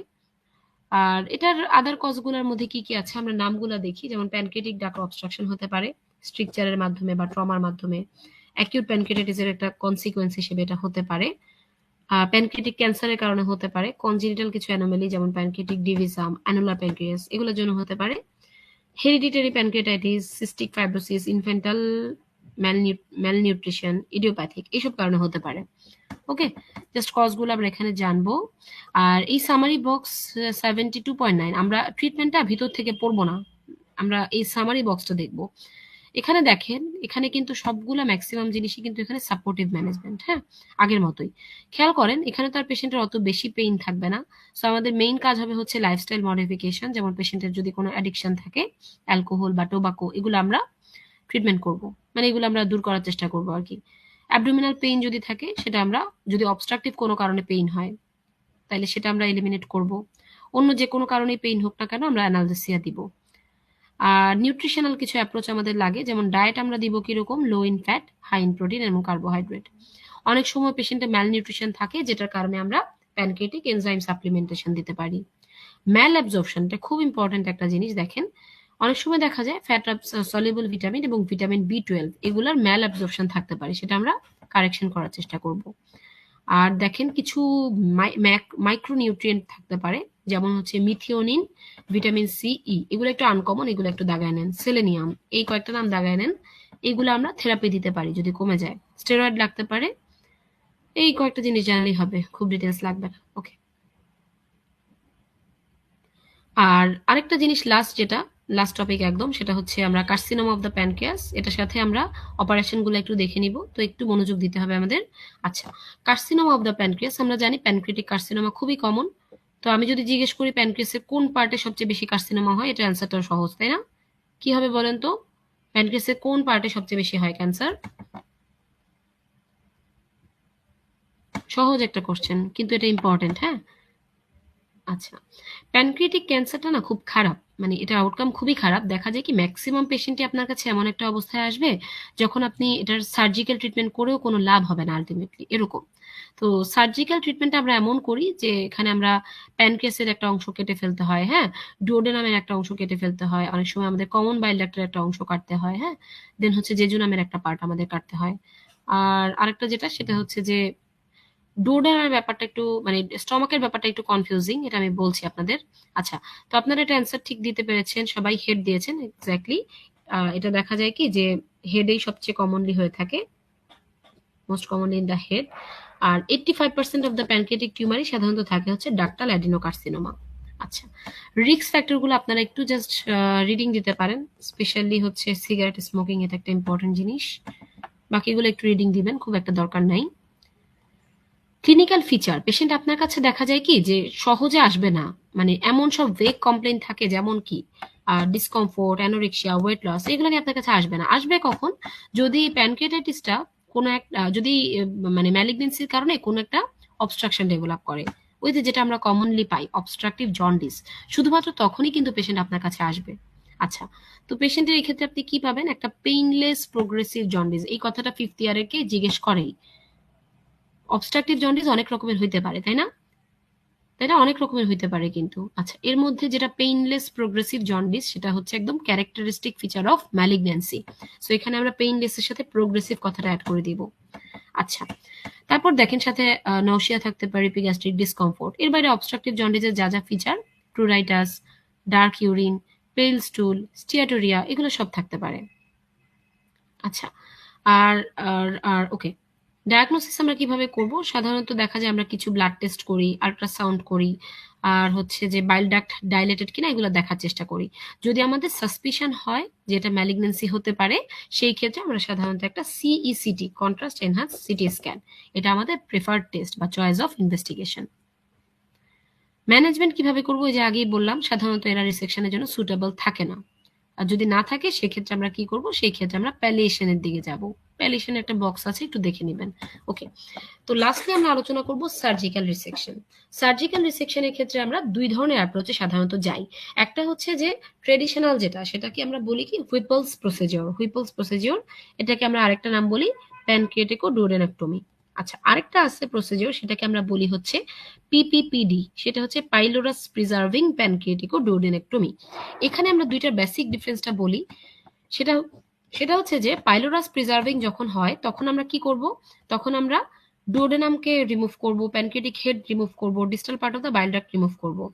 কিন্তু আমরা কি করব, গ্যাস্ট্রিক অ্যান্ট্রাম যেটা বা স্টমাকের যে পার্টটা ছিল সেটাকে আমরা প্রিজার্ভ করব।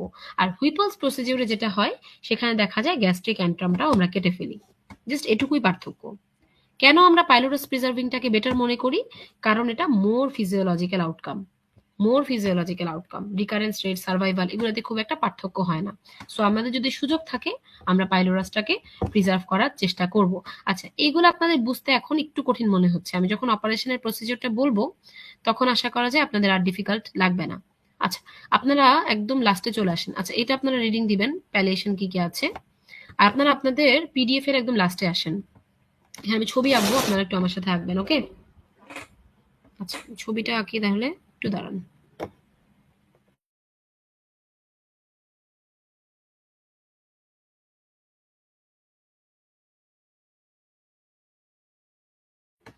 আচ্ছা, ফিফথ ইয়ার ইন্টার্ন এবং যে কাউকে একটা কোশ্চেন আমাদের টিচাররা খুবই পছন্দ করে করেন। সেটা কি, সেটা হচ্ছে যে আমরা একটা হুইপলস প্রসিডিওরে কোন কোন পার্ট কাটি।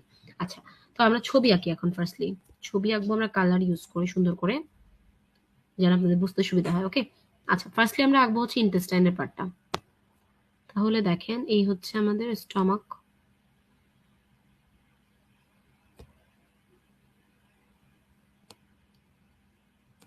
আচ্ছা, আমি আগে নর্মালটা আঁকি তাহলে সুবিধা হবে বুঝতে। হ্যাঁ, ডুডে নাম, একটু সময় নিচ্ছি, ঠিক আছে। আচ্ছা, ডুডে নাম,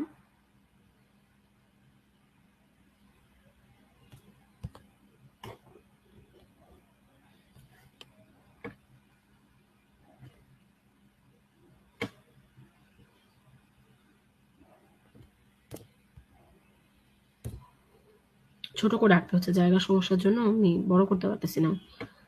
আচ্ছা, এটা হচ্ছে জেজু নাম। হ্যাঁ, প্যাচ প্যাচ প্যাচ প্যাচ অনেক দিকে যাবে। ওকে, আচ্ছা এটা হচ্ছে আমাদের প্যানক্রিয়াস, এটা হেড, এখানে হচ্ছে আনসিনেট প্রসেস, বডি, নেক। আচ্ছা, ওকে, এটা হচ্ছে বিলিয়ারি সিস্টেম আঁকি আমরা। এটা ধরেন লেফট এবং রাইট দুইটা হেপাটিক ডাক্ট আসলো, নিচের দিকে আসলো, কমন হেপাটিক ডাক্ট ফর্ম করলো। কথাগুলো একটু খেয়াল করেন। হ্যাঁ, ছবি আঁকেন প্লাস কথাগুলো খেয়াল করেন। আচ্ছা, এই হচ্ছে গল ব্লাডার। খুব একটা ভালো আঁকতে পারতেছি না, আপনারা একটু বুঝে নিন। হ্যাঁ, আচ্ছা এই হচ্ছে গল ব্লাডার, দেখে আসতেছে সিস্টিক ডাক্ট। দুইটা মিলে ফর্ম করবে কি, ফর্ম করবে কমন বাইল ডাক্ট। তাহলে এই যে দেখেন, common hepatic duct, cystic duct দুইটা মিলে ফর্ম করলো কমন বাইল ডাক্ট। এটা নিচের দিকে চলে আসবে। আচ্ছা, এখানে আমি খুব একটা ভালো আঁকতে পারতেছি না, এটা একটু সোজাসুজি আঁকলে ভালো হইতো। আচ্ছা, এখানে চলে আসলো, আসার পরে পিছন দিয়ে যাবে যাবে যাবে, এইখানে এসে আস্তে আস্তে করে second part of the duodenum, এখানে থাকবে হচ্ছে প্যানক্রিয়াটিক ডাক্ট।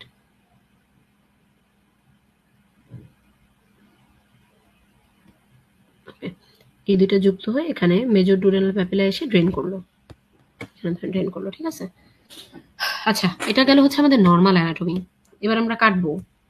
তাহলে দেখেন, হেড অফ দ্য প্যানক্রিয়াসে একটা টিউমার, তাই না? আচ্ছা, তাহলে এখানে আমরা কি কি কাটবো? প্রথম কথা হচ্ছে টিউমার যেহেতু হেড অফ দ্য প্যানক্রিয়াসে, আমরা head with the uncinate process কেটে ফেললাম। এই জায়গাগুলো কাটা, দেখেন যেটা আমি আঁকতেছি, একটু ছোট করে আঁকি, নাহলে ঝামেলা, আপনারা কনফিউজ হয়ে যাবেন। আচ্ছা দেখেন, এটুকু আমরা কাটলাম 1 নম্বরে, ঠিক আছে। আচ্ছা, 2 নম্বরে দেখেন, আপনার এখানে কিন্তু পার্ট অফ মানে ডাক্ট, এখানে ভিতরে যে পার্টগুলো এগুলো কিন্তু হেডের সাথেই চলে যাচ্ছে। আচ্ছা, এরপর আমরা গল ব্লাডার কাটবো, স্বাভাবিক। কেন? কারণ হচ্ছে গলস্টোনের কারণে কিন্তু মানে গলব্লাডার তো আমরা বেসিক্যালি কাটবো, যে কোনো জায়গায় আমরা কোলেসিস্টেক্টমি এখানে করেই দিব, এটা অবস্ট্রাকটিভ জন্ডিসে ম্যান্ডেটরি। আচ্ছা, এখন দেখেন এই জায়গায় আমরা কাটবো কতটুকু। সিবিডির বলছে কি যে আমরা সিবিডির লোয়ার পার্ট পর্যন্ত কাটবো, তাহলে ডিস্টাল পার্ট, তাহলে এইটুকু পর্যন্ত আমরা কাটবো। ঠিক আছে, মানে আমরা কমন হেপাটিক ডাক্টের একদম মানে ডিস্টাল পার্ট পর্যন্ত আমরা কাটলাম। ওকে, আচ্ছা, এবার আমরা ইন্টেস্টাইনে আসি। ইন্টেস্টাইনের মধ্যে আমরা যেটা বললাম, ট্রেডিশনাল হুইপলসে আমরা কি করি, আমরা lower part of the stomach কাটি। ঠিক আছে, lower part of the stomach কাটি। এখান থেকে কাটা শুরু করলাম, কতটুকু পর্যন্ত কাটবো, proximal part of the jejunum. এই প্রক্সিমাল পার্টটা কতটুকু হতে পারে, 10 থেকে 15 সেন্টিমিটারের মতো। একবারে এগুলো সব কাটবো। হ্যাঁ, আমরা যদি হুইপলস করি আমাদের একবারেই সবগুলা কাটতে হবে। তাহলে আমরা প্রক্সিমাল 10 থেকে 15 সেন্টিমিটারের মতো জেজুনাম কাটলাম। আচ্ছা, বোঝা হচ্ছে তো না? এটা ডুওডেনাম, স্টমাক। ওকে, আচ্ছা, তাহলে আবার একটু বলি, সেটা হচ্ছে যে আমাদের একটা হুইপলস অপারেশন আমরা কি কি কাটছি, হেড অ্যান্ড আনসিনের process of the pancreas, then আমরা কি কাটলাম, gall bladder, cystic duct, common bile ডাক্টের একটা পোর্শন এবং কমন হেপাটিক ডাক্টের ডিস্টাল পোর্শন পর্যন্ত আমরা কাটলাম। ঠিক আছে, আচ্ছা, তারপর দেখেন আমরা জিআইটির ক্ষেত্রে কি করতেছি, স্টমাকের ডিস্টাল পার্ট কাটছি, ডোডেনাম কাটছি, প্রক্সিমাল 10 থেকে 15 সেন্টিমিটার অফ জেজুনাম। আর যদি এটা হুইপলস না হয় পাইলোরাস প্রিজার্ভিং হইতো, তাহলে আমরা কি করতাম, তাহলে আমরা ডিউডেনাম মানে স্টমাকের এই যে এই পার্টটুকু, পাইলোরাস পার্টটুকু, এটা আমরা প্রিজার্ভ করে এই জায়গা থেকে কাটতাম।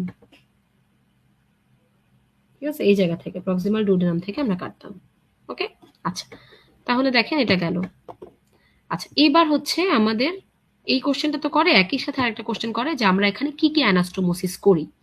তাহলে দেখেন আমরা যদি এগুলা কেটে ফেলি তাহলে কিরকম বাকি থাকে। আমি আপনাদের সময় নিচ্ছি, কিন্তু আশা করা যায় বুঝতে সহজ হবে। লাস্টেটা আরেকবার। আচ্ছা, তাহলে কি বললাম, লাস্টেটা বলতে কি পাইলোরাস প্রিজার্ভিংটা।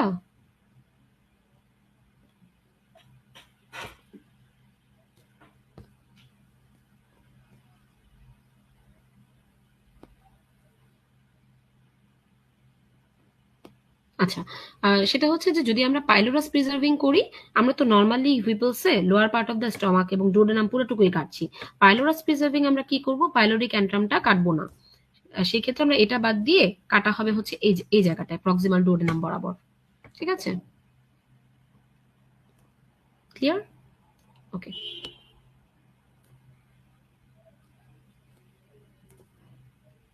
আচ্ছা, তাহলে বাকি থাকে কি কি, এটা আমরা দেখি, কাটা বাদে অংশটা।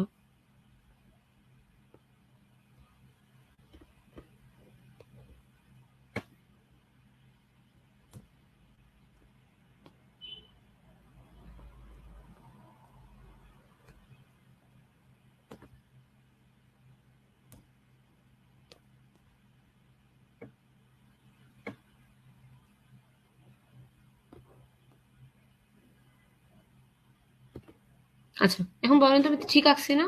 এটুকু বাকি থাকছে, ঠিক আছে না? দেখেন কোনো জায়গায় কোনো কনফিউশন হয় কিনা, আমরা সব কাটাকুটির পরে এটুকু বাকি থাকতেছে। ঠিক আছে তো?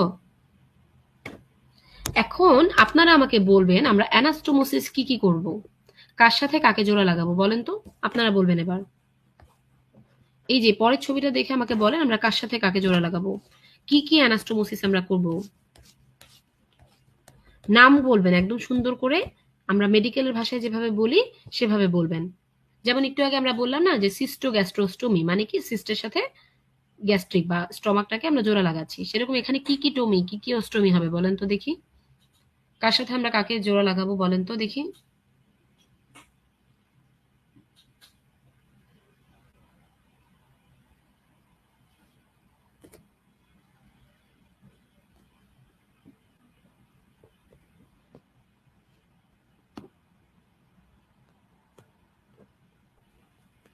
নামগুলা লিখে দিছি, এবার আরো বলেন সুন্দর করে।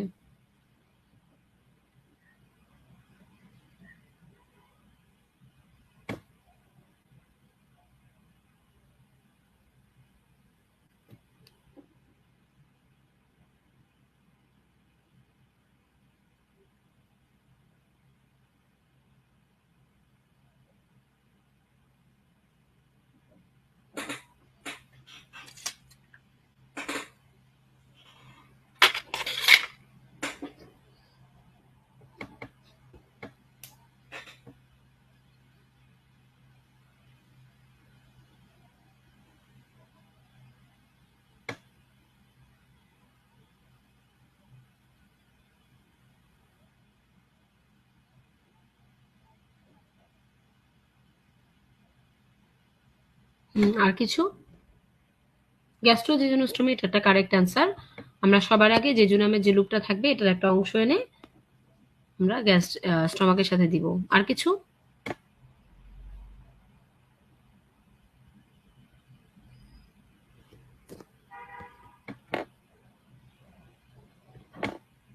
কোলিডোকোজেজোনোস্টোমি, এটা পুরোপুরি কারেক্ট না। এখানে আমরা একটু সংশোধন করি, এটা হবে হেপাটিকোজেজোনোস্টোমি। কারণ কোলিডোকাল যেটা বা কমন বাইল ডাক্ট যেটা, সেটা কিন্তু আমরা কেটে ফেলছি। আমরা বাকি রাখছি কি কমন হেপাটিক ডাক্ট, তাই না? তো হেপাটিক ডাক্ট যেহেতু, আমরা এটাকে বলবো হেপাটিকোজেজোনোস্টোমি। সো হেপাটিকোজেজোনোস্টোমি আমরা করব। এখানে আমরা মুছে দিলাম। আচ্ছা, এখানে আমরা জেজুনামের একটা লুপ এনে লাগাই দিব, হেপাটিকোজেজোনোস্টোমি। প্যানক্রিয়াটিকোজেজোনোস্টোমি, ভেরি গুড। আমরা হচ্ছে প্যানক্রিয়াটিকোজেজোনোস্টোমি করব। তাহলে আপনারা সবগুলো অ্যান্সার কিন্তু দিয়ে ফেলছেন, আর কিছু বাকি নাই। হেপাটিকোটা আপনারা বোধহয় বলতে পারেন নাই, বাকি সবগুলো আপনারা বলতে পারছেন। ওকে, গ্যাস তিনটা, তাহলে আমরা অ্যানাস্টোমোসিস, এই কোশ্চেনটা আপনার ইনভ্যারিয়েবলি জিজ্ঞেস করা হয়। টোটাল কয়টা অ্যানাস্টোমোসিস? তিনটা। কি কি? একটা হচ্ছে প্যানক্রিয়াটিকোজেজোনোস্টোমি, একটা হচ্ছে গ্যাস্ট্রোজেজোনোস্টোমি, আর একটা হচ্ছে হেপাটিকোজেজোনোস্টোমি। ক্লিয়ার? আচ্ছা, এই গেল হচ্ছে আপনাদের হুইপলস বা পিপিপিডি বা আজকের ক্লাসের পড়া। এখন আমরা প্রিভিয়াস যে পড়াটা বাকি রাখছিলাম ওইটা একটু বলি। তার আগে আমাকে বলেন যে আপনাদের হুইপলস নিয়ে কারো কোনো কনফিউশন আছে কিনা। থাকলে কিন্তু বিপদ, আমি ছবিটা মুছে ফেলছি, মুখে বলতে হবে আর কি। হ্যাঁ, আচ্ছা। আর লাস্টলি যেটা আমি এতদিন ধরে বলতাম সেটা হচ্ছে যে রো অ্যান্ড ওয়াই, রো এন্ড ওয়াই, রো অ্যান্ড ওয়াই অ্যানাস্টোমোসিস বলতাম, তাই না? রো অ্যান্ড ওয়াই লুপ। আচ্ছা, এখন এই রো অ্যান্ড ওয়াই লুপটা কি? এটা আসছিল কোত্থেকে জানি? আমরা বলতাম যে লোয়ার পার্শিয়াল গ্যাস্ট্রেক্টমি, আচ্ছা আমরা বলতাম যে লোয়ার পার্শিয়াল গ্যাস্ট্রেক্টমি বা গ্যাস্ট্রেক্টমি উইথ রো অ্যান্ড ওয়াই গ্যাস্ট্রোজেজোনোস্টমি, এভাবে আমরা বলতাম, তাই না? আচ্ছা, এটা আমরা কি করতাম দেখেন।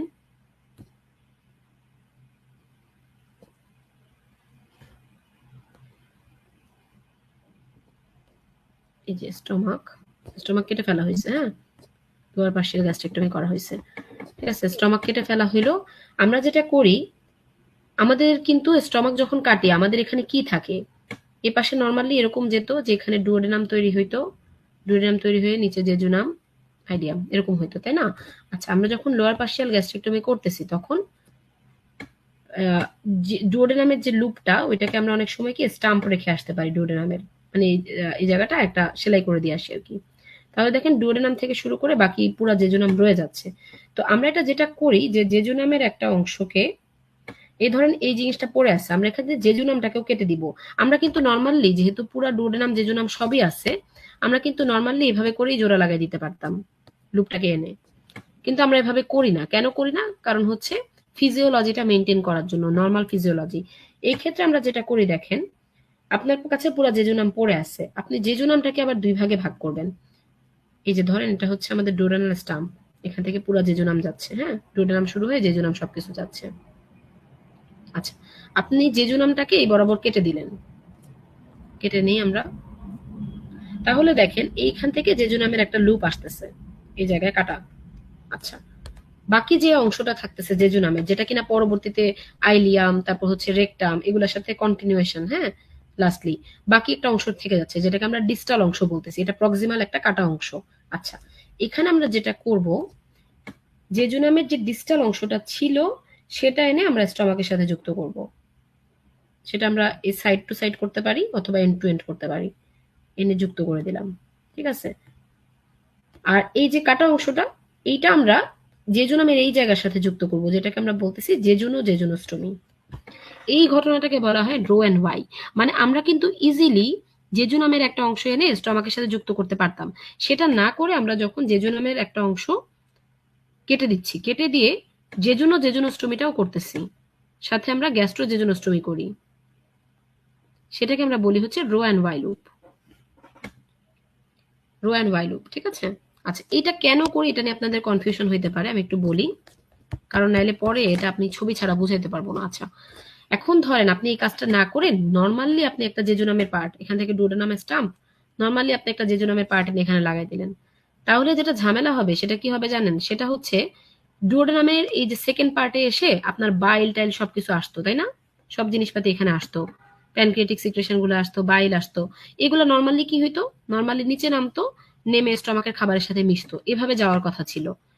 কিন্তু আপনি যখন জেজুনামের এই পার্টটা এনে স্টমাকের সাথে যুক্ত করে দিচ্ছেন, তখন এই বাইল টাইল সবকিছু স্টমাকের মধ্য দিয়ে গিয়ে তারপর এদিকে চলে যাচ্ছে। ঠিক আছে, মানে এই লুমেন যেহেতু এটার সাথে কন্টিনিউয়েশন, তো স্টমাকের মধ্যে কিন্তু এই জিনিসগুলার আসার কথা ছিল না, খামাখা চলে আসবে। এইটা প্রিভেন্ট করার জন্য আমরা জেজুনোস্টোমিটা করি। সেটাতে কি হয়, সেটাতে ধরেন স্টমাকের এই জায়গায় জেজুনামটা লাগাইলাম আমি, সুন্দর করে স্টমাক থেকে খাবার জেজুনামের এই লুপ দিয়ে চলে যাবে। আবার ডুওডেনামের সাথে জেজুনামের যে লুপটা ছিল এখানে, যেটা আমরা জেজুনোস্টোমি করছি, ওই দিক থেকে বাইল এবং অন্যান্য এনজাইম এসে এখানে যুক্ত, মানে মেইনলি বাইল আর কি, বাইলটা এসে এভাবে চলে আসবে ডুওডেনাম থেকে শুরু করে জেজুনামের এই লুপ দিয়ে, আর এখান থেকে আবার খাবার স্টমাক থেকে চলে আসবে। তাহলে আমাদের নর্মাল যে ফিজিওলজি সেটা কিন্তু মেনটেন হয়, উল্টা দিকে কেউ যায় না। আমরা যদি উল্টা টেনে আনতাম, এখানে আনতাম, তাহলে কিন্তু বাইলটা উল্টা দিকে যাইতো, স্টমাকের সংস্পর্শে আসতো। আমি কি বুঝাইতে পারছি? ওকে, এটা বুঝলে আপনাদের বেশ কঠিন একটা জিনিস পড়া হয়ে যাবে। আর জিআইটিতে আমাদের আসলে মানে আর কোনো অপারেশন এরকম জানতে হয় না, এটাই জাস্ট একটু জেনে রাখা ভালো। খুব বেশি ম্যান্ডেটরি আমি বলবো না, বাট নাইস টু নো। হ্যাঁ, ম্যান্ডেটরি বলতে আপনাদের ওই যে কি বলে, আমরা হুইপলসে কি কি কাটি, কি কি অ্যানাস্টোমোসিস করি, এগুলা ভালো কোশ্চেন হিসেবে করে, যে আপনি যদি পারতে থাকেন পরীক্ষার, এটা আমি মেইনলি বলতেছি যারা বাচ্চা মানুষ তাদের জন্য, মানে ফিফথ ইয়ার বা ফাইনাল প্রফ এক্সামিনে যারা, তাদেরকে খুব বেশি পারলে এই কোশ্চেন গুলা করা হয়। আর ক্লিনিক্যাল সেটে যারা আছে বা সার্জারিতে যারা ক্যারিয়ার করবে তাদের জন্য এটা জানা তো খুবই ইম্পর্টেন্ট। এবং পার্ট ওয়ান পরীক্ষায় খুব একটা অপারেশন রিলেটেড আসে না, এটুকু জানলে আমাদের হবে। ওকে, আচ্ছা, তাহলে এটা দিয়ে আমাদের ক্লাসটা শেষ করব আমি। আপনাদের যদি কারো কোনো কনফিউশন বা কারো কোনো কোশ্চেন থাকে বা কিছু বোঝার থাকে আমাকে একটু বলবেন, আদারওয়াইজ আমি শেষ করব। ওকে,